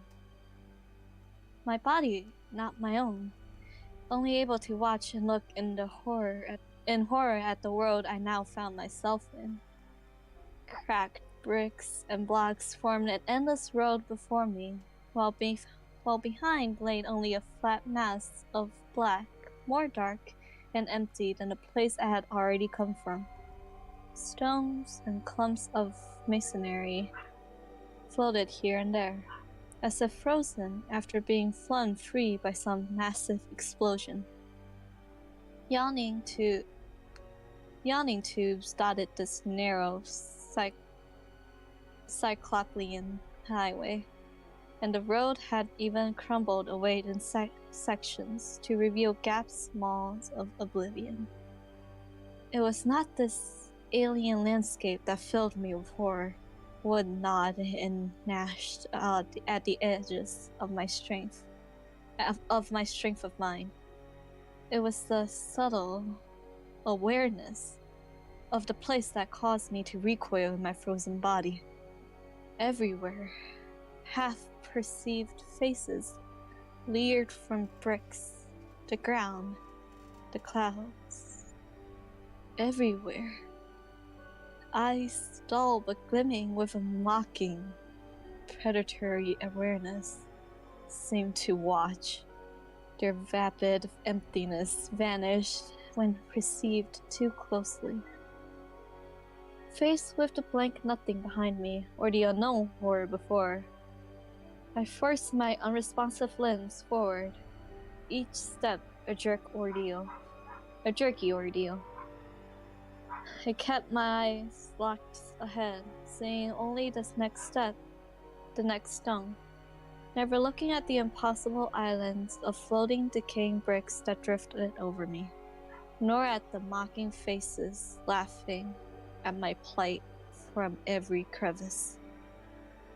Merely steps into my journey, I froze, nearly recoiling back to be at the blank nothing wall behind me rather than to take another step. Where before had been naught but the crumbling road, there was now another traveler. It shambled forward, slouching low under its own rotten weight. Pulpy, black lumps of feet slowly dragging it along the road. Two staring blank eyes floated in the bloated fungoid mass of its body, fixed upon me with unseeing focus of a mind as alien to mine as the deep sea worm. I stood frozen and uncomprehending as it slowly strode forward, its wheezing body barely bigger than that of a child. Its glaring eyes were fixed on me, the pulpy thing slowly drawing closer. I could not move. To retreat would only result in eventual capture by the thing, but to advance would mean crossing it, and the thought of touching that. The decision was made for me, for as the thing drew closer, I was galvanized into action.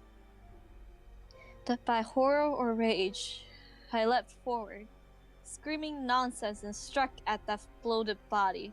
I kicked and I stomped at it, crushing the flabby and far too soft flesh under me, sobbing in horror as I felt the flesh touch me, then melt away, rotting to nothingness in seconds, but leaving such an unclean memory in me that I knew I would feel that dull, soggy weight against me long after even the sweet, cold embrace of the beyond. After that, I ran and cursed whatever black fate had brought me here and obliterated my memory, my life, and left only the road, the eternal road. I would have cried, have balled up, and thrown myself down on one of these endless pits that had broken open the road, but I was compelled to continue, legs continuing in a jerky rhythm that propelled me over the crumbling brick, leaping across the pits even as I secretly wished to fall into their depths and obliterated the road, the faces, and myself. As I ran and jumped, I came to one of the thick, twisted tubes that dotted the catastrophic landscape. I thought to look in for a moment, curiosity fighting to overcome my almost manic desire to be free of this place. But upon hearing a strange shuffling and gurgling, coupled with a deep bass pulse from the bowels of the black pipe, I decided against it and squeezed around. As soon as I was past, there was a sudden rush of air behind me, followed by a sharp, oddly muffled snap, as if two iron bars wrapped in cotton had been thrown together behind me.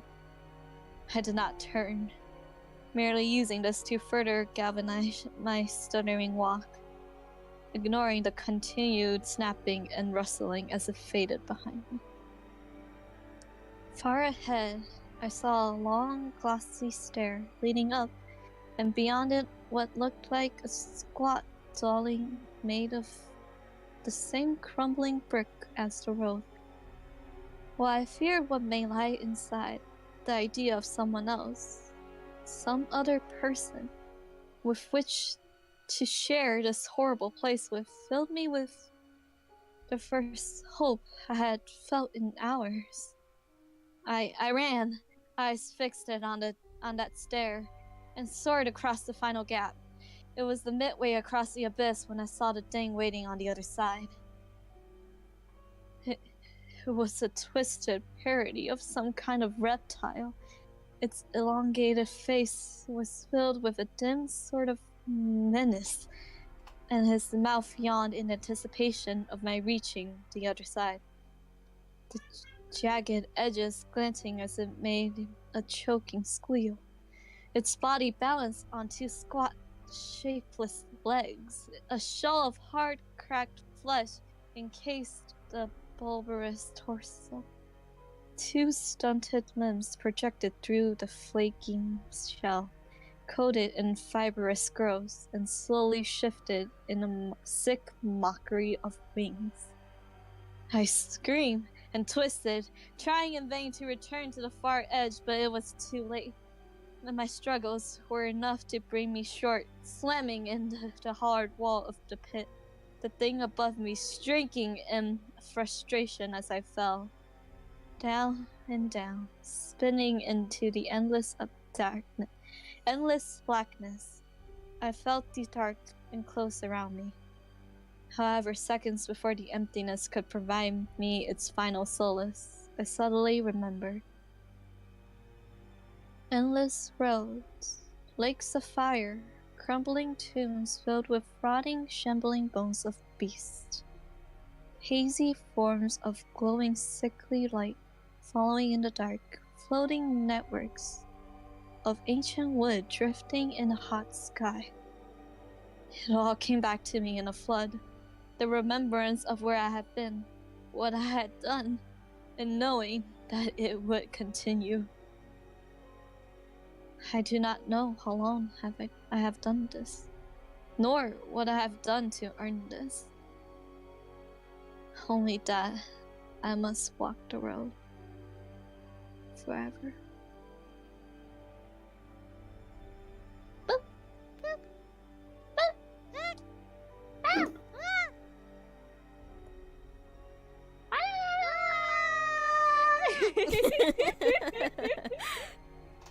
That was a good one. I like that one. That was a good one. Yeah. Some words are hard though, so I was like, oh shoot, I should have stopped there. Nah, I mean, I do that all that. Have you heard me talk? I just Also, what was that word? Galvanish? Get galvanized. Oh, It I means did like say to that steal wrong. oneself. No, it's okay. That's a hard word. I didn't learn it until later. What does it mean? It's a good question. It means like to power something forward, like to embolden something. Am I right about that, Trolley? I guess you are. That is the first time I've heard Trolley respond. Well, according to the ancient I hear, it's to shock or excite someone, typically into taking action. Yeah. So kind of. Yeah, close enough. You get sprung into action. That's what Yeah. matters. Alright, so we only have a half hour left. So we go good to Quiplash? Sure. I mean, Yeah. sure. Alright, yeah. Yeah. Yeah, well, yeah. Alright. Yep. Let's do this. And I'll do chat. Let's see. I will. Oh god. Don't do that. Why is chat being. Okay, there we go. I had a thought. So is there spooky video game music? There's gotta be a playlist. I'll do shut up. That hound. That's gonna get quoted, isn't it? No, not like that. I'm not some creepy whatever the fuck. I don't do chat like that. Spooky video game music. Hey, you Alright. can use this one. Which one? Where? Oh. Huh? Oh, what's this? Oh, whoa? Trolley had something. Oh, sweet. Yeah, we'll do that one.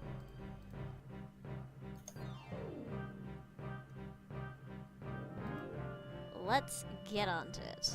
Alright, so let me change the game to Quiplash, because otherwise, fuck me, I'm not gonna remember. Quick, lash your quips, y'all. Alright, so I'll give it to the mods, and then I'll give out the code to people I trust. Happy mod thoughts indeed. Alright, how's the audio? volume okay? It might be slightly loud. There we go. That should be good.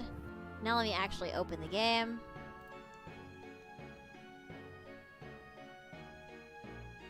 Quiplash starts with a Q, does it not? So No, it should- Quiplash starts with an R. Thanks, Auxie. No problem. Always here. Yeah, so if you want to put the same link in the chat, Oh, sure. like just in case anyone wants it, I don't know. So let me set things up in a way that is better. So alert box, game capture. I don't know if I really want to fuck with that actually. So. Oh wait, I need to let Doggo in. Oh no! Oh no. Whoops! Oh, Auxie. So transform, stretch to How scren. could you leave the dog outside? It's an Don't abominational. Jesus. That was abominational. Alright. Oh, great. Why don't you work? Because you never do. Alright. So that's not a thing I can use. Yeah? Is this just fucked now? Hold on. Apparently, my shit doesn't want to work. No, don't open wallpaper engine. Aww. It's this kind of stream where everything opens that I don't want to open. Come on. Come on. Stop it. Be good. Be good, stream. Don't do this to me. Alright. Minimize that. Do that. Do this thing. Okay. Now, will this work? Of course not. Alright. Is it because it's over here? I don't think that's it. No, it just doesn't want to.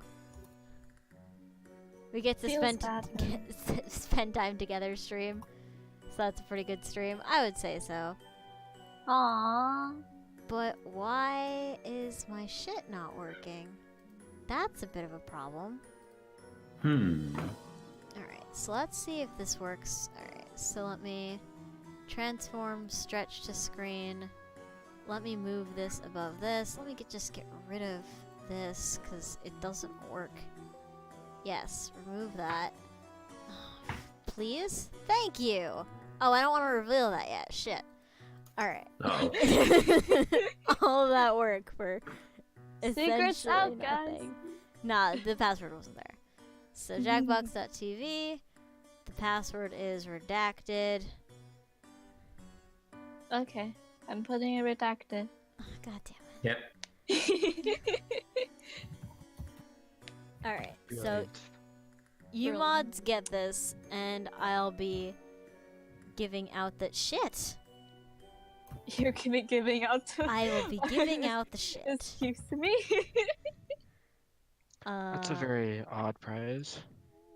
I mean, to each they their watch the garbage that is my content. Rejected. Thanks, Magnet.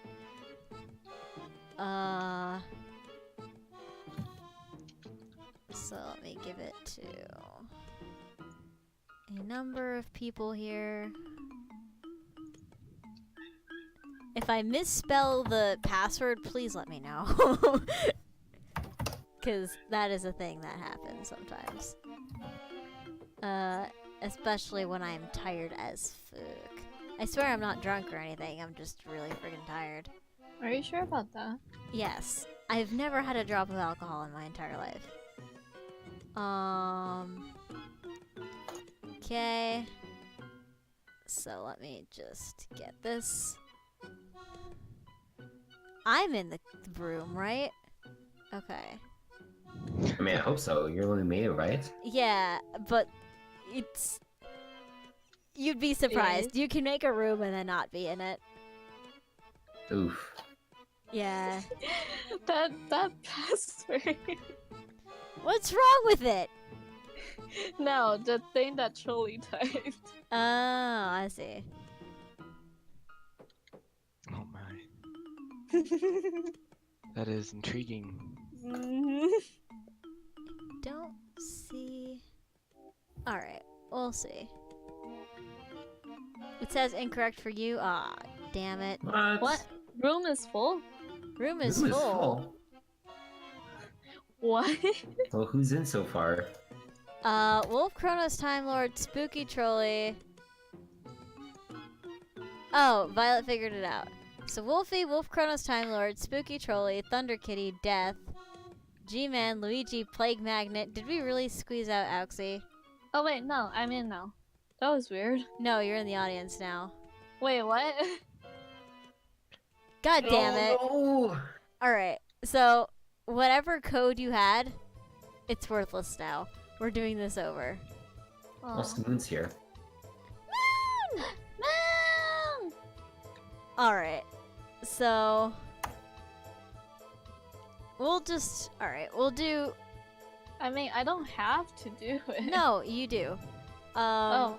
I mean, Oh. You're being forced to do it now. alright, so let's keep this to the mods first. And then once all the mods are in, I'll start giving it out to other people.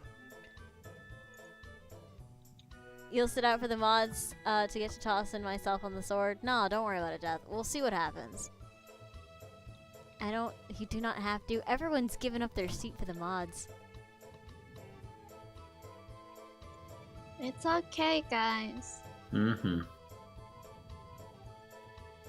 You'll be in the audience? You sure about that, Thunder Kitty? It's okay, I really don't have to. No, Auxie, get in. You're good. Oh. You're part of Ragnarok. I know, but like, I feel bad for people. Mods first, you're a mod for a reason. Well, Auxie's not even a mod, she's part of Ragnarok. I mean, I am a mod. Well, Yeah. that too. Maybe Like, both.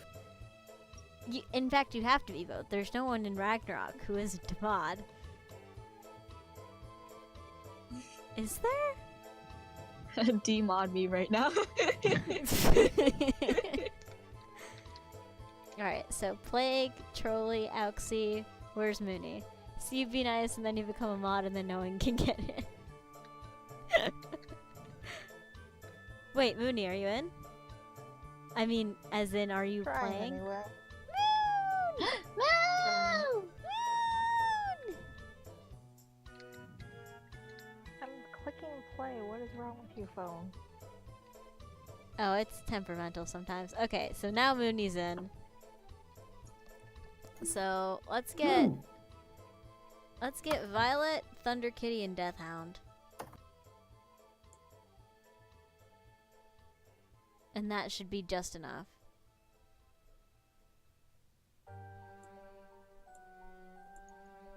Oh wait, and G-Man, shit. Casper. So that's 3 slots for 4 people. No, I got you, G-Man. Fuck. Well, G-Man hasn't been here in forever.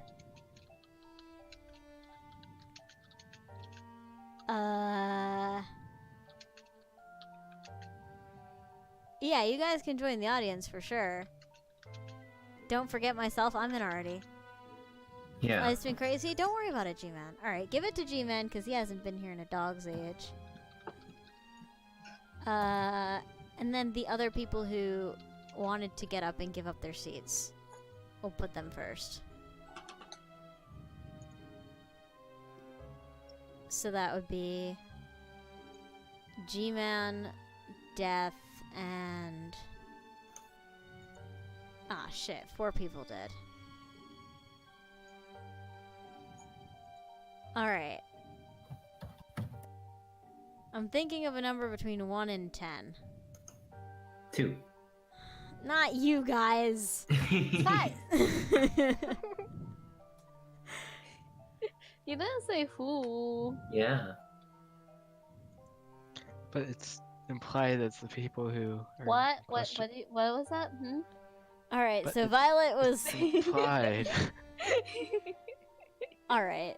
Give it to Death Hound and G-Man, because they actually put non-meme answers.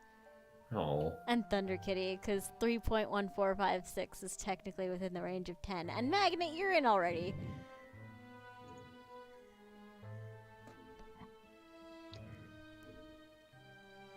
And that should be just enough people. It was 7, by the way. Everyone choose a number. God damn it. Yeah, so G-Man, Thunder Kitty, and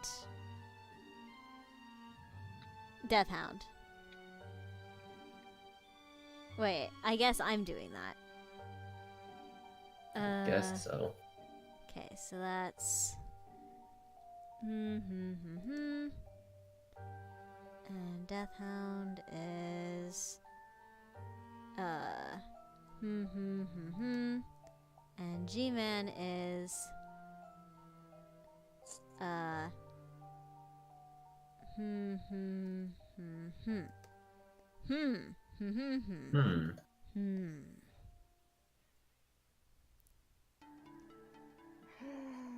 That's a lot of. Okay, so Death, G-Man, and he'll go when the game starts to join his audience. God damn it! Okay, I'll give it to Violet. Jesus Oh my fucking God. Christ. Why am I allowed to stream? Oh my god. I mean, you're doing it You right can. now. I do this thing to make it fair, and then the one who wins is like, I'll just give up my place, and I'm just like, fuck! Logistical nightmares! It's taken us 15 minutes just to start the friggin' game! Ha ha ha ha ha ha ha ha. Alright. I love you too, Thunder Kitty. Thank you for the whisper. Yes, you won! You guessed a number between 1 and 10. You followed the instructions. Violet followed put the rules. 11.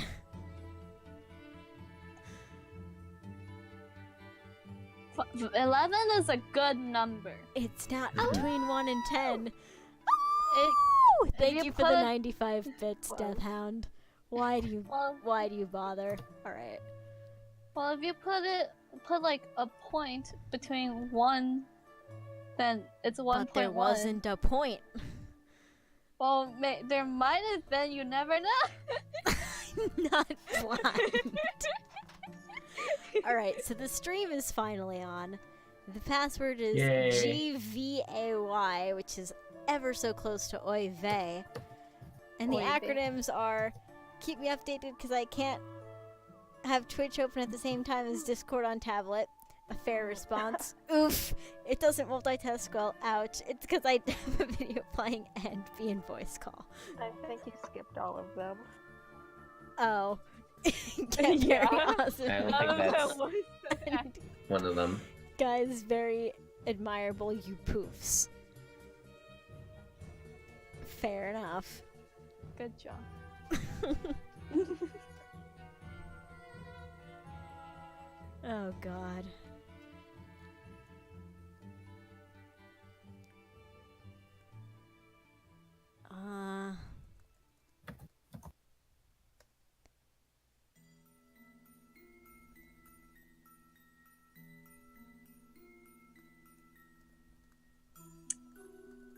Huh.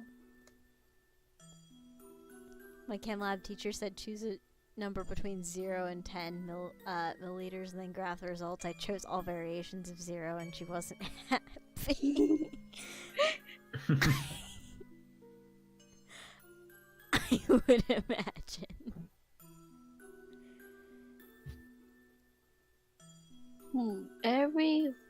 Every 35 seconds, guys.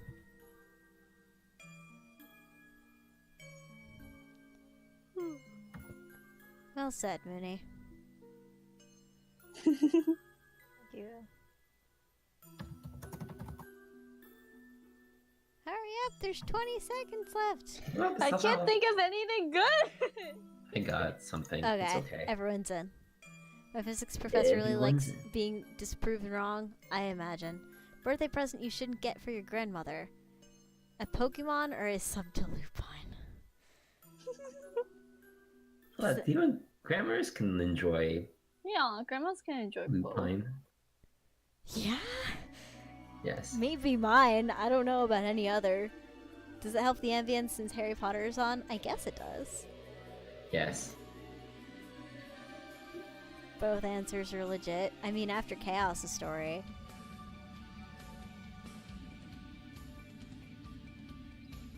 But both of these would be amazing gifts. I mean, Honestly. But when we talk about Pokemon, are we talking about in real life Pokemon?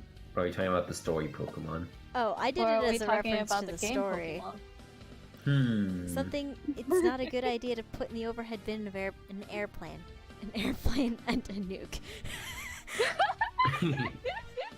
I mean,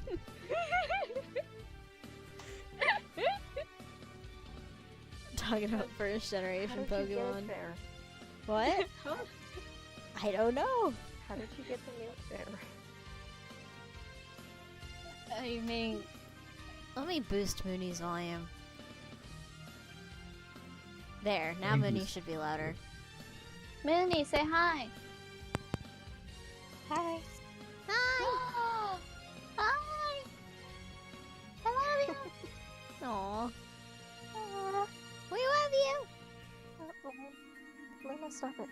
A Girl Scouts cookie name that just got rejected because it was too ridiculous sounding.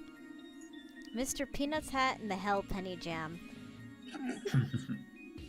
The meme never dies. Never.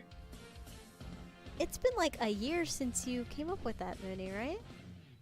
Just about. Just about. Heroes never die.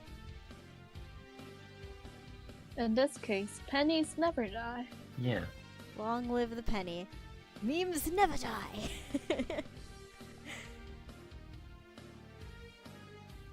Beaten by your own meme.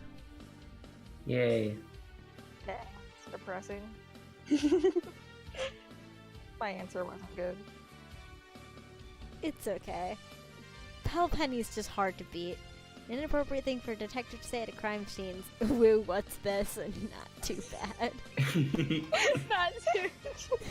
I mean, Woo! I would say both of them. These are less than ideal.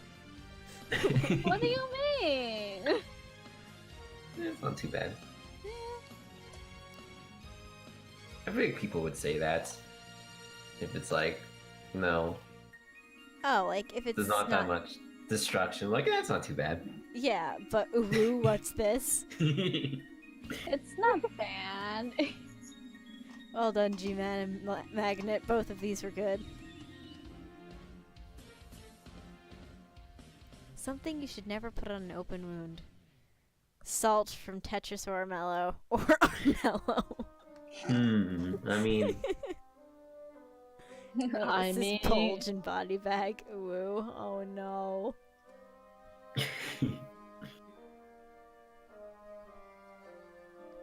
Oh god.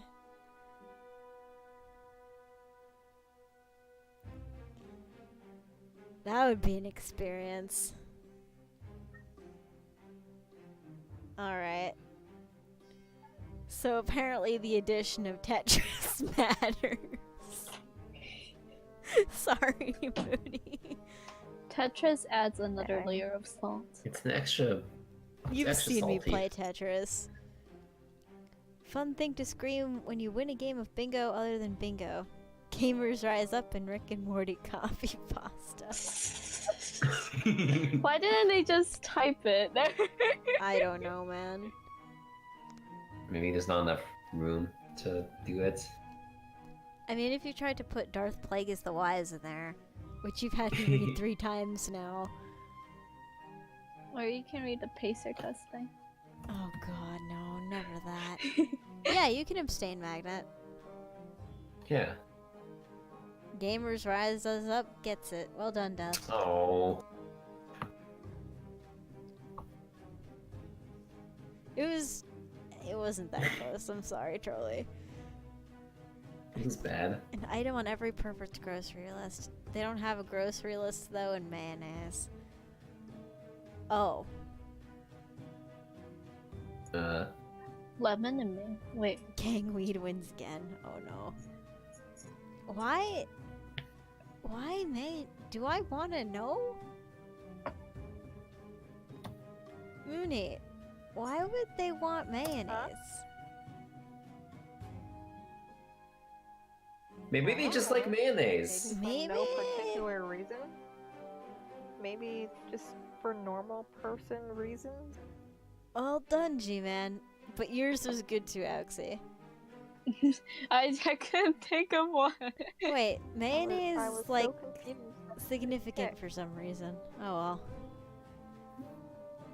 Something you should never say to your mother. Fuck you and I killed Dad. Well, Why not both? Oh, why not both? F you. I killed Wow. Dad. This mayonnaise can go anywhere you want. Oh jeez. Not up with the current Ragnarok memes. I need to catch more streams.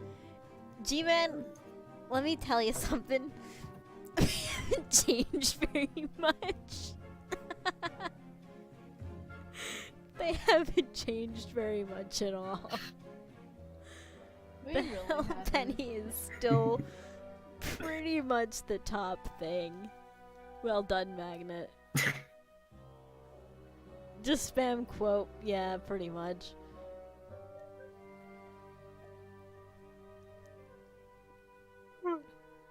Well said, Minnie. keep yawning.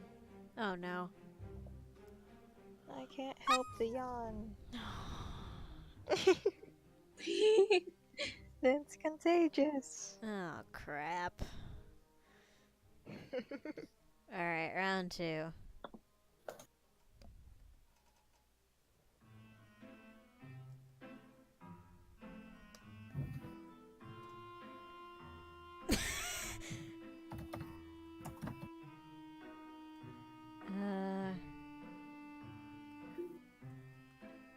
Mm.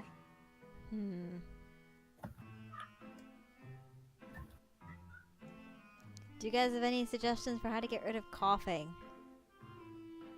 Don't cough. Good fucking luck. Try warm things.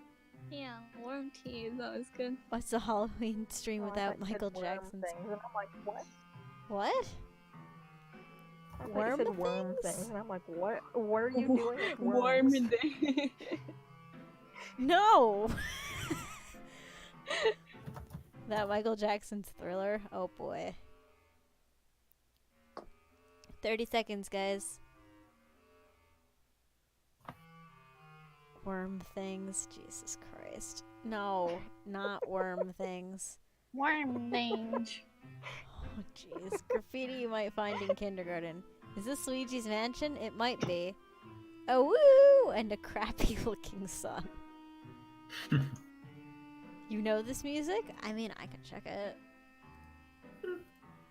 Yeah, this is Luigi's Mansion. Most likely. 24, yeah. This is, yeah.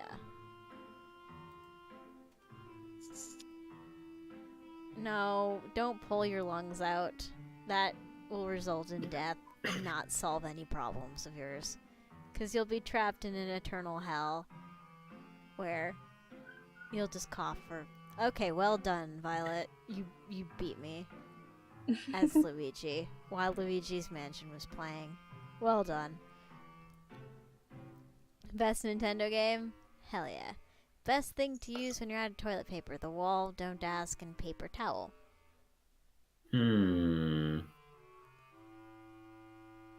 Not the wall. That's not it. Nope.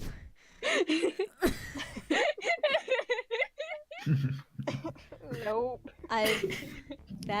Nope, that's not a thing. You wanna ask now? Ask what? Oh no. Okay, Auxie, It I'm said don't intrigued. ask. How the fuck do you use the wall? I don't know. I'm just thinking of something stupid. Fast food restaurant bathrooms. Oh, jeez. Male of an They're all. not that bad. Not really. Not the ones I've been in. Whole male version of Hooters, Hootie, and Moose. Moose? Moose? Moose. Now that we've all said it. Moose! Moose.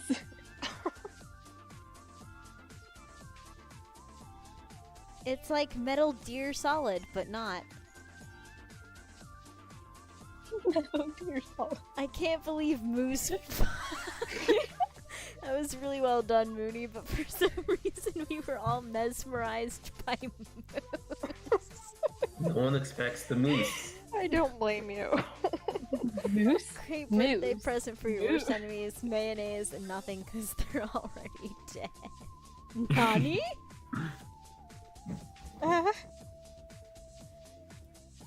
Moose, the mainly animal. Oh, manly.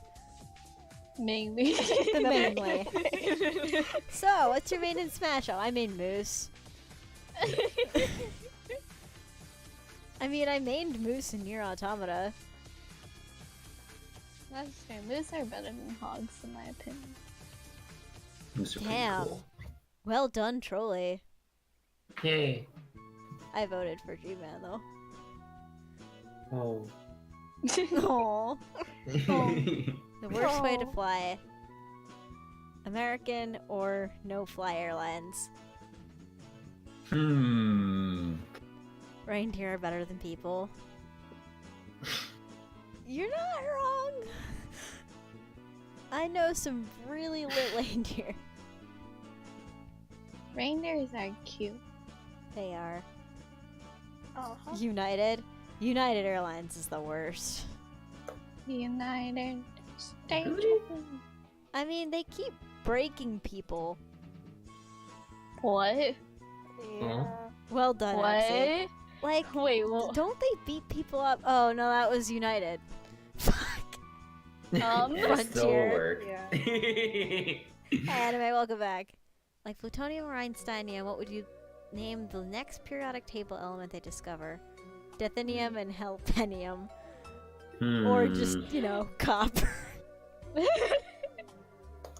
Copper part 2.2. Oh, Electric jeez. Boogaloo. Electric Boogaloo, dude. Copper Part 2. Electric Boogaloo. Jesus. Electric Boogaloo. Oh my god, the meme won again. I rode American on my vacation this summer, way cramped, but as a 5-star airline in comparison to British Airways because their TV was like 240p in the size of my palm. Wow. Oh.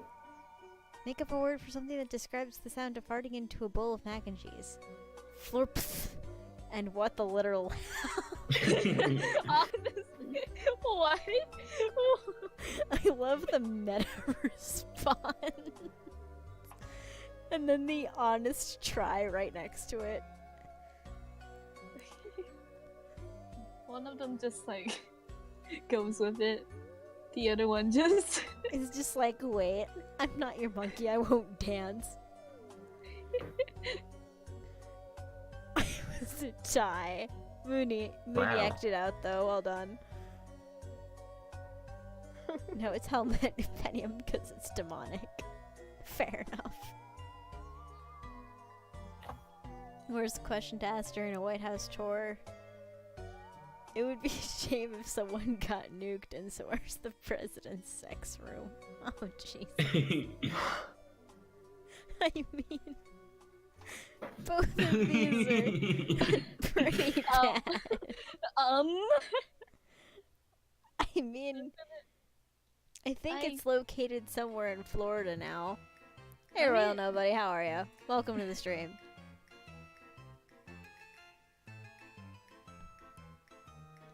welcome to the stream where we That was almost tied. Well done, Troy. Ooh. Also, It well wasn't done, even Blake. a question. It wasn't. Alright, let's see the standings. Because who needs rules? Screw the rules, I've got money. Yeah. Alright, and now for the last thingy before the stream ends. Or we'll end with a little Q&A, why not? Like, Sure. for like 5 minutes. Whoa! Bada bing, bada boom. Best way to quickly blow $1 million. Literally blow it away.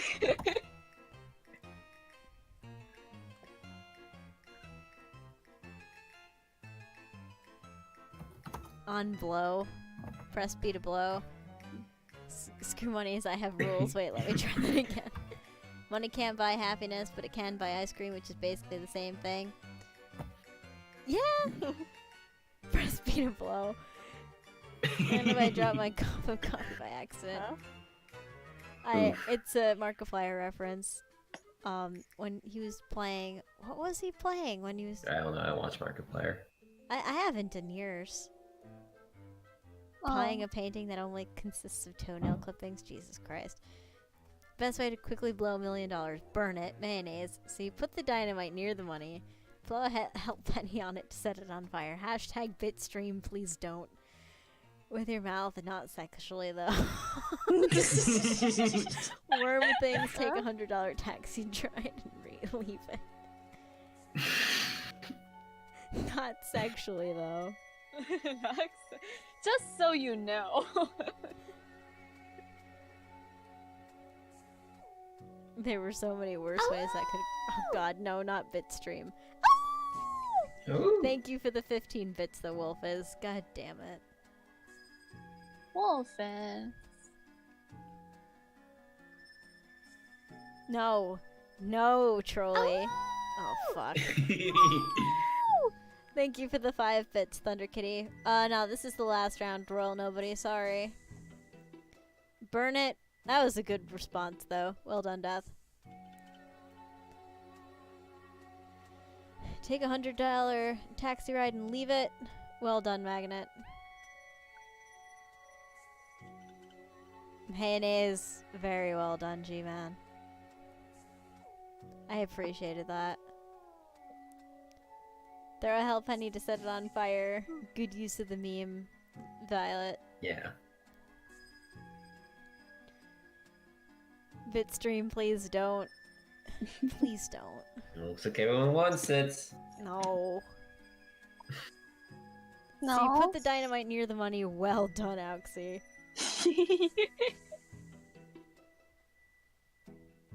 Oh god. Worm things. Extremely well done, Mooney. Yay. The combat. With your mouth, I mean, the not combat. sexually, though. Trolley.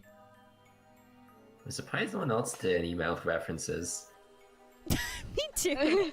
I was going to, but then I was like, oh shit, I already say it. I already said it. That was pretty evenly split, Trolley though. wins.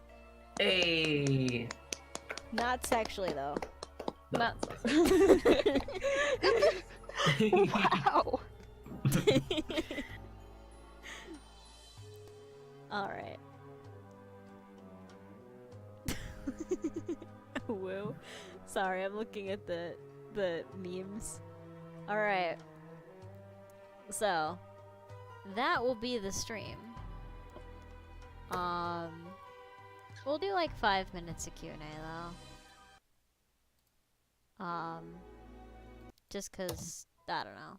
It's the 50-second, you know, Ragnarok stream. Thanks for letting me play along, guys. Definitely made my pretty bad day much better. G-Man, don't even worry about it, my dude. Oh, God. Ow! Thank you, Deathhound. Later, nerd. Take care, Deathhound. Later, boy. Oh, God. Insert Avril Lavigne here. Later, Gators. Yeah. So, yeah, we can have a little Q&A. If anyone has any burning questions about us streamers. Because we've been doing this for like a year now, huh? At least Troy and I Exactly a have. year. Not exactly a year. Like a year and a month. Well, with the numbers. We've had 52 Wolfie streams. Fuck. Yeah. Ragnarok streams. They've had so many names. Oh my god. Yeah, so let me change the game back to talk shows. Oh, I almost changed the title. That would have been bad. Hmm? Oh god, no bitstream feels bad, man. Feels bad, man. Thank you for the 75 bits. There What we is go. the purpose of this song that's playing now, Death Hand? This is the Streets of Whiterun from Skyrim.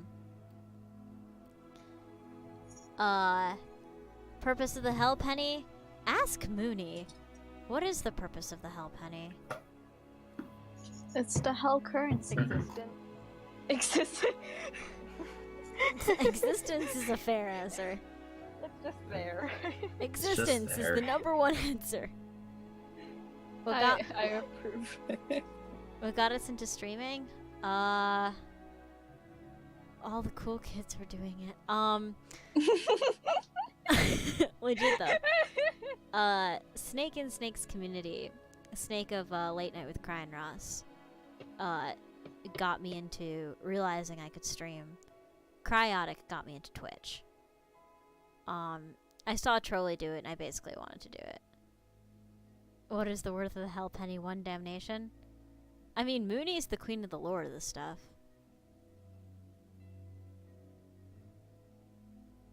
I mean, I don't know on that one. I only got into streaming because there's someone on Snake's chat, streamer, who was like, "Hey, you should go do a stream."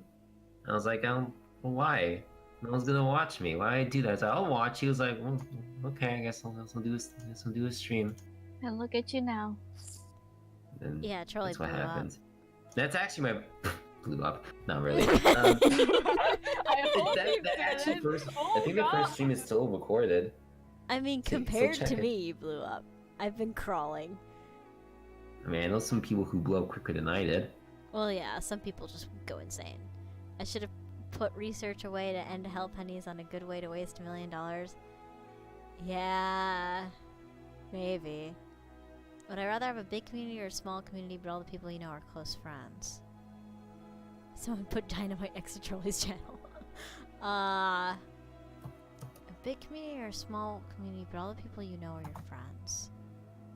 Shit. Trolley and I were talking about this, weren't we? I was talking about think this so, with yes. someone, yeah. Where I really like the way things are now. Where I pretty much know all of my viewers to some extent. Like, I know a couple little things about everyone. Well, as much as they're willing to share. And I'm able to remember it. I'm able to keep track of people. And as a result, I'm able to worry about individual people. But, like, I look at Cry's chat, and Cry doesn't even know who I am. And I used to be in Cry's chat. And I would just be in a sea of text, and I felt alone. And I don't really... Like, when I first started streaming, like, people were putting ideas about being, like, a partner in my head, and, like, oh, the emotes, oh, the money, oh, the fame, and the fortune. And the more I streamed, the less I really wanted that. Like, of course I'd love for more people to join the community, and, like, the more the merrier. Of course, but, like, I really like my small community. And I feel like everyone knows each other and cares about each other, and we're really tight-knit, and I kind of just want it to stay that way. Would I pass up one more emote if I could have them? Fuck no. Of course I want more emotes. Who doesn't? You actually like bigger communities, not too big? Like, I mean- Snake's chat is good. I wouldn't want to stay super small, only recognize a few people. But, I mean, I would prefer if I get like super big, we'll have like thousands of people talking at once. I mean, that would be cool because I make more money, but it's like, well, then it's harder to keep track of everything, and that just makes everything more confusing. Yeah. So, because even when there's like, let's say a few hundred or something, like if you look at Snake's chat, Yeah. it's not all 300 people talking. I would say it's maybe at most like 20 to 30 people talking at once. Yeah. That's pretty easy to manage. But with cries, it's like literally hundreds of people. Or it feels that way. It can be a bit harder to see if people are like responding to you or anything. Like you actually have to at people. Where in Snake's chat, it's kind of like, if you say their name, kinda, they might catch it. Yeah. But like, it's something I used to get frustrated because I wasn't growing, and I used to be like, what am I doing wrong? And then I kind of realized I wasn't really doing anything wrong. I was making the kind of community that I wanted to have.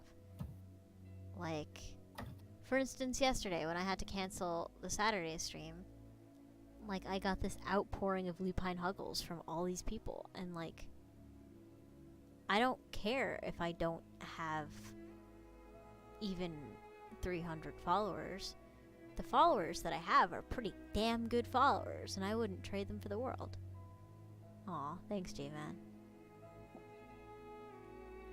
But, yeah. Do you have anything else to add? Anyone? I mean, you could talk, because I know Oxy and Mooney don't stream, but they can say how they got to, like, joining us and stuff. That would be a Yeah, cute thing to do. Yeah, how did you find us?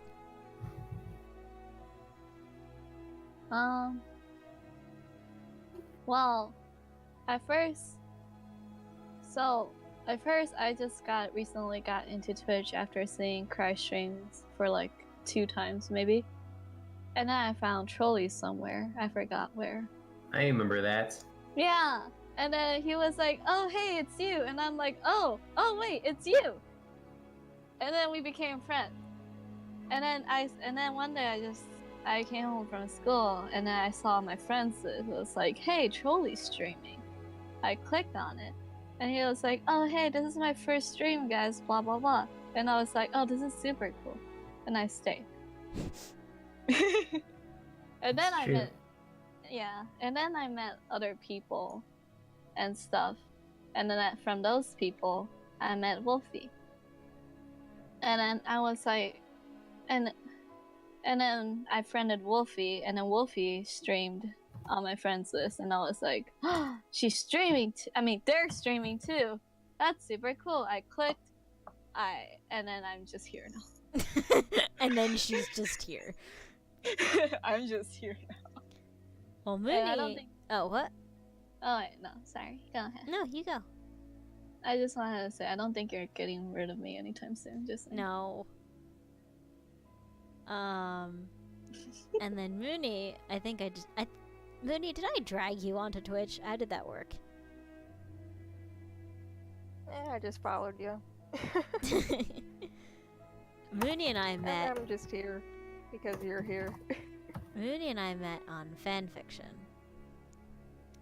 And I, friend fell in love with Mooney and wouldn't leave her alone and followed her everywhere. Which probably was annoying at first, but then she learned to like me. And then I went on to I Twitch. was just like, this much. Why? Because you're awesome. And then I came on to Twitch, and Mooney helped me out and played with me and got me kind of comfortable in creating my own content and kept me strong through a lot of hard times. And I'm really happy that Mooney is still with us. Aw. So what does auxiliary adversary mean, Auxie? I'm actually curious about this. Oh, auxiliary means good things. Helpful, helps you and stuff. And adversary is your opponent, rival, etc. That's actually a really pretty concept. Should we all do our name origins? Yeah, we may as well. Oh, I guess I could do mine. So, I got the name Mr. Cholmort, I would say, maybe well, at this point almost like 5 years ago. It was like January 2013. I just got a new game that my cousin was talking to me about called League of Legends, and I had to make a new account. And usually I just make up a bunch of different names because I don't they have like a consistent name. But one trademark I had is I always made it overly edgy. So I would have names like a Death Mr. Cuddles or what's another one I remember? My old Warzone one was like Darth Myler. So it sounded cool. And he's a Sith Lord. So I wanted to keep that tradition alive, but I couldn't think of anything because all my usual stuff was either taken or too long because there was a character limits. So I was really frustrated. So I was like talking with my cousin on Skype when I was trying to make my accounts, and I was like, ugh, can't come up with a name. All the names I wanted are taken. So one possibility I was thinking of was doing Troll of Death. So I put that, but that didn't work. And I was like, I give up. I guess I'll just call myself like Voldemort or whatever. And then my cousin was like, Voldemort, more like Troldemort. And I was like, you're a genius. And then I was gonna do Lord Troldemort, but that was too long. So I was like, all right, I'll just do Mr. Troldemort then. And that's how I got the name. I've just used it since then for literally every game. That's amazing. I Alright, love that. Mooney, how did Heart of Moons came out?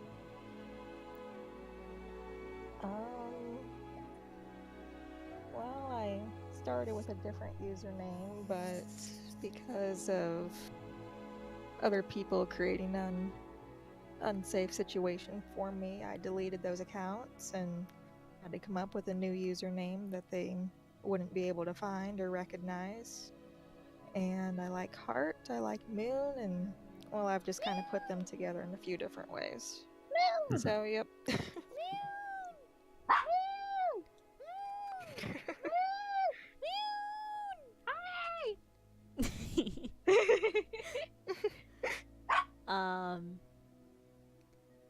So my username. So when I first joined Twitch, I was Wolf and Fiery Rain. And when I met Mooney, I was Wolf and Fiery Rain. Which is, I've been told, is kind of an edgier name. Pretty edgy. Yeah. So that name, well, first of all, my favorite animal is the wolf. And I identify with a lot of the behaviors of the wolf and the mentality of having a pack and being, you know, looking out for your family. And also the resilience and the ferocity and the planning ability of a wolf. And when I made the username, I was studying arson and the physics of fire in a forensics class, and I just found it the most beautiful thing. And I loved, at that point in my life, I loved the rain. I loved the wind a lot too, but I was thinking about the rain when I made this username. And so I became Wolf and Fiery Rain. And it also had that air of someone who's been through a lot of adversity and like remained resilient even in what seemed to be apocalyptic situations.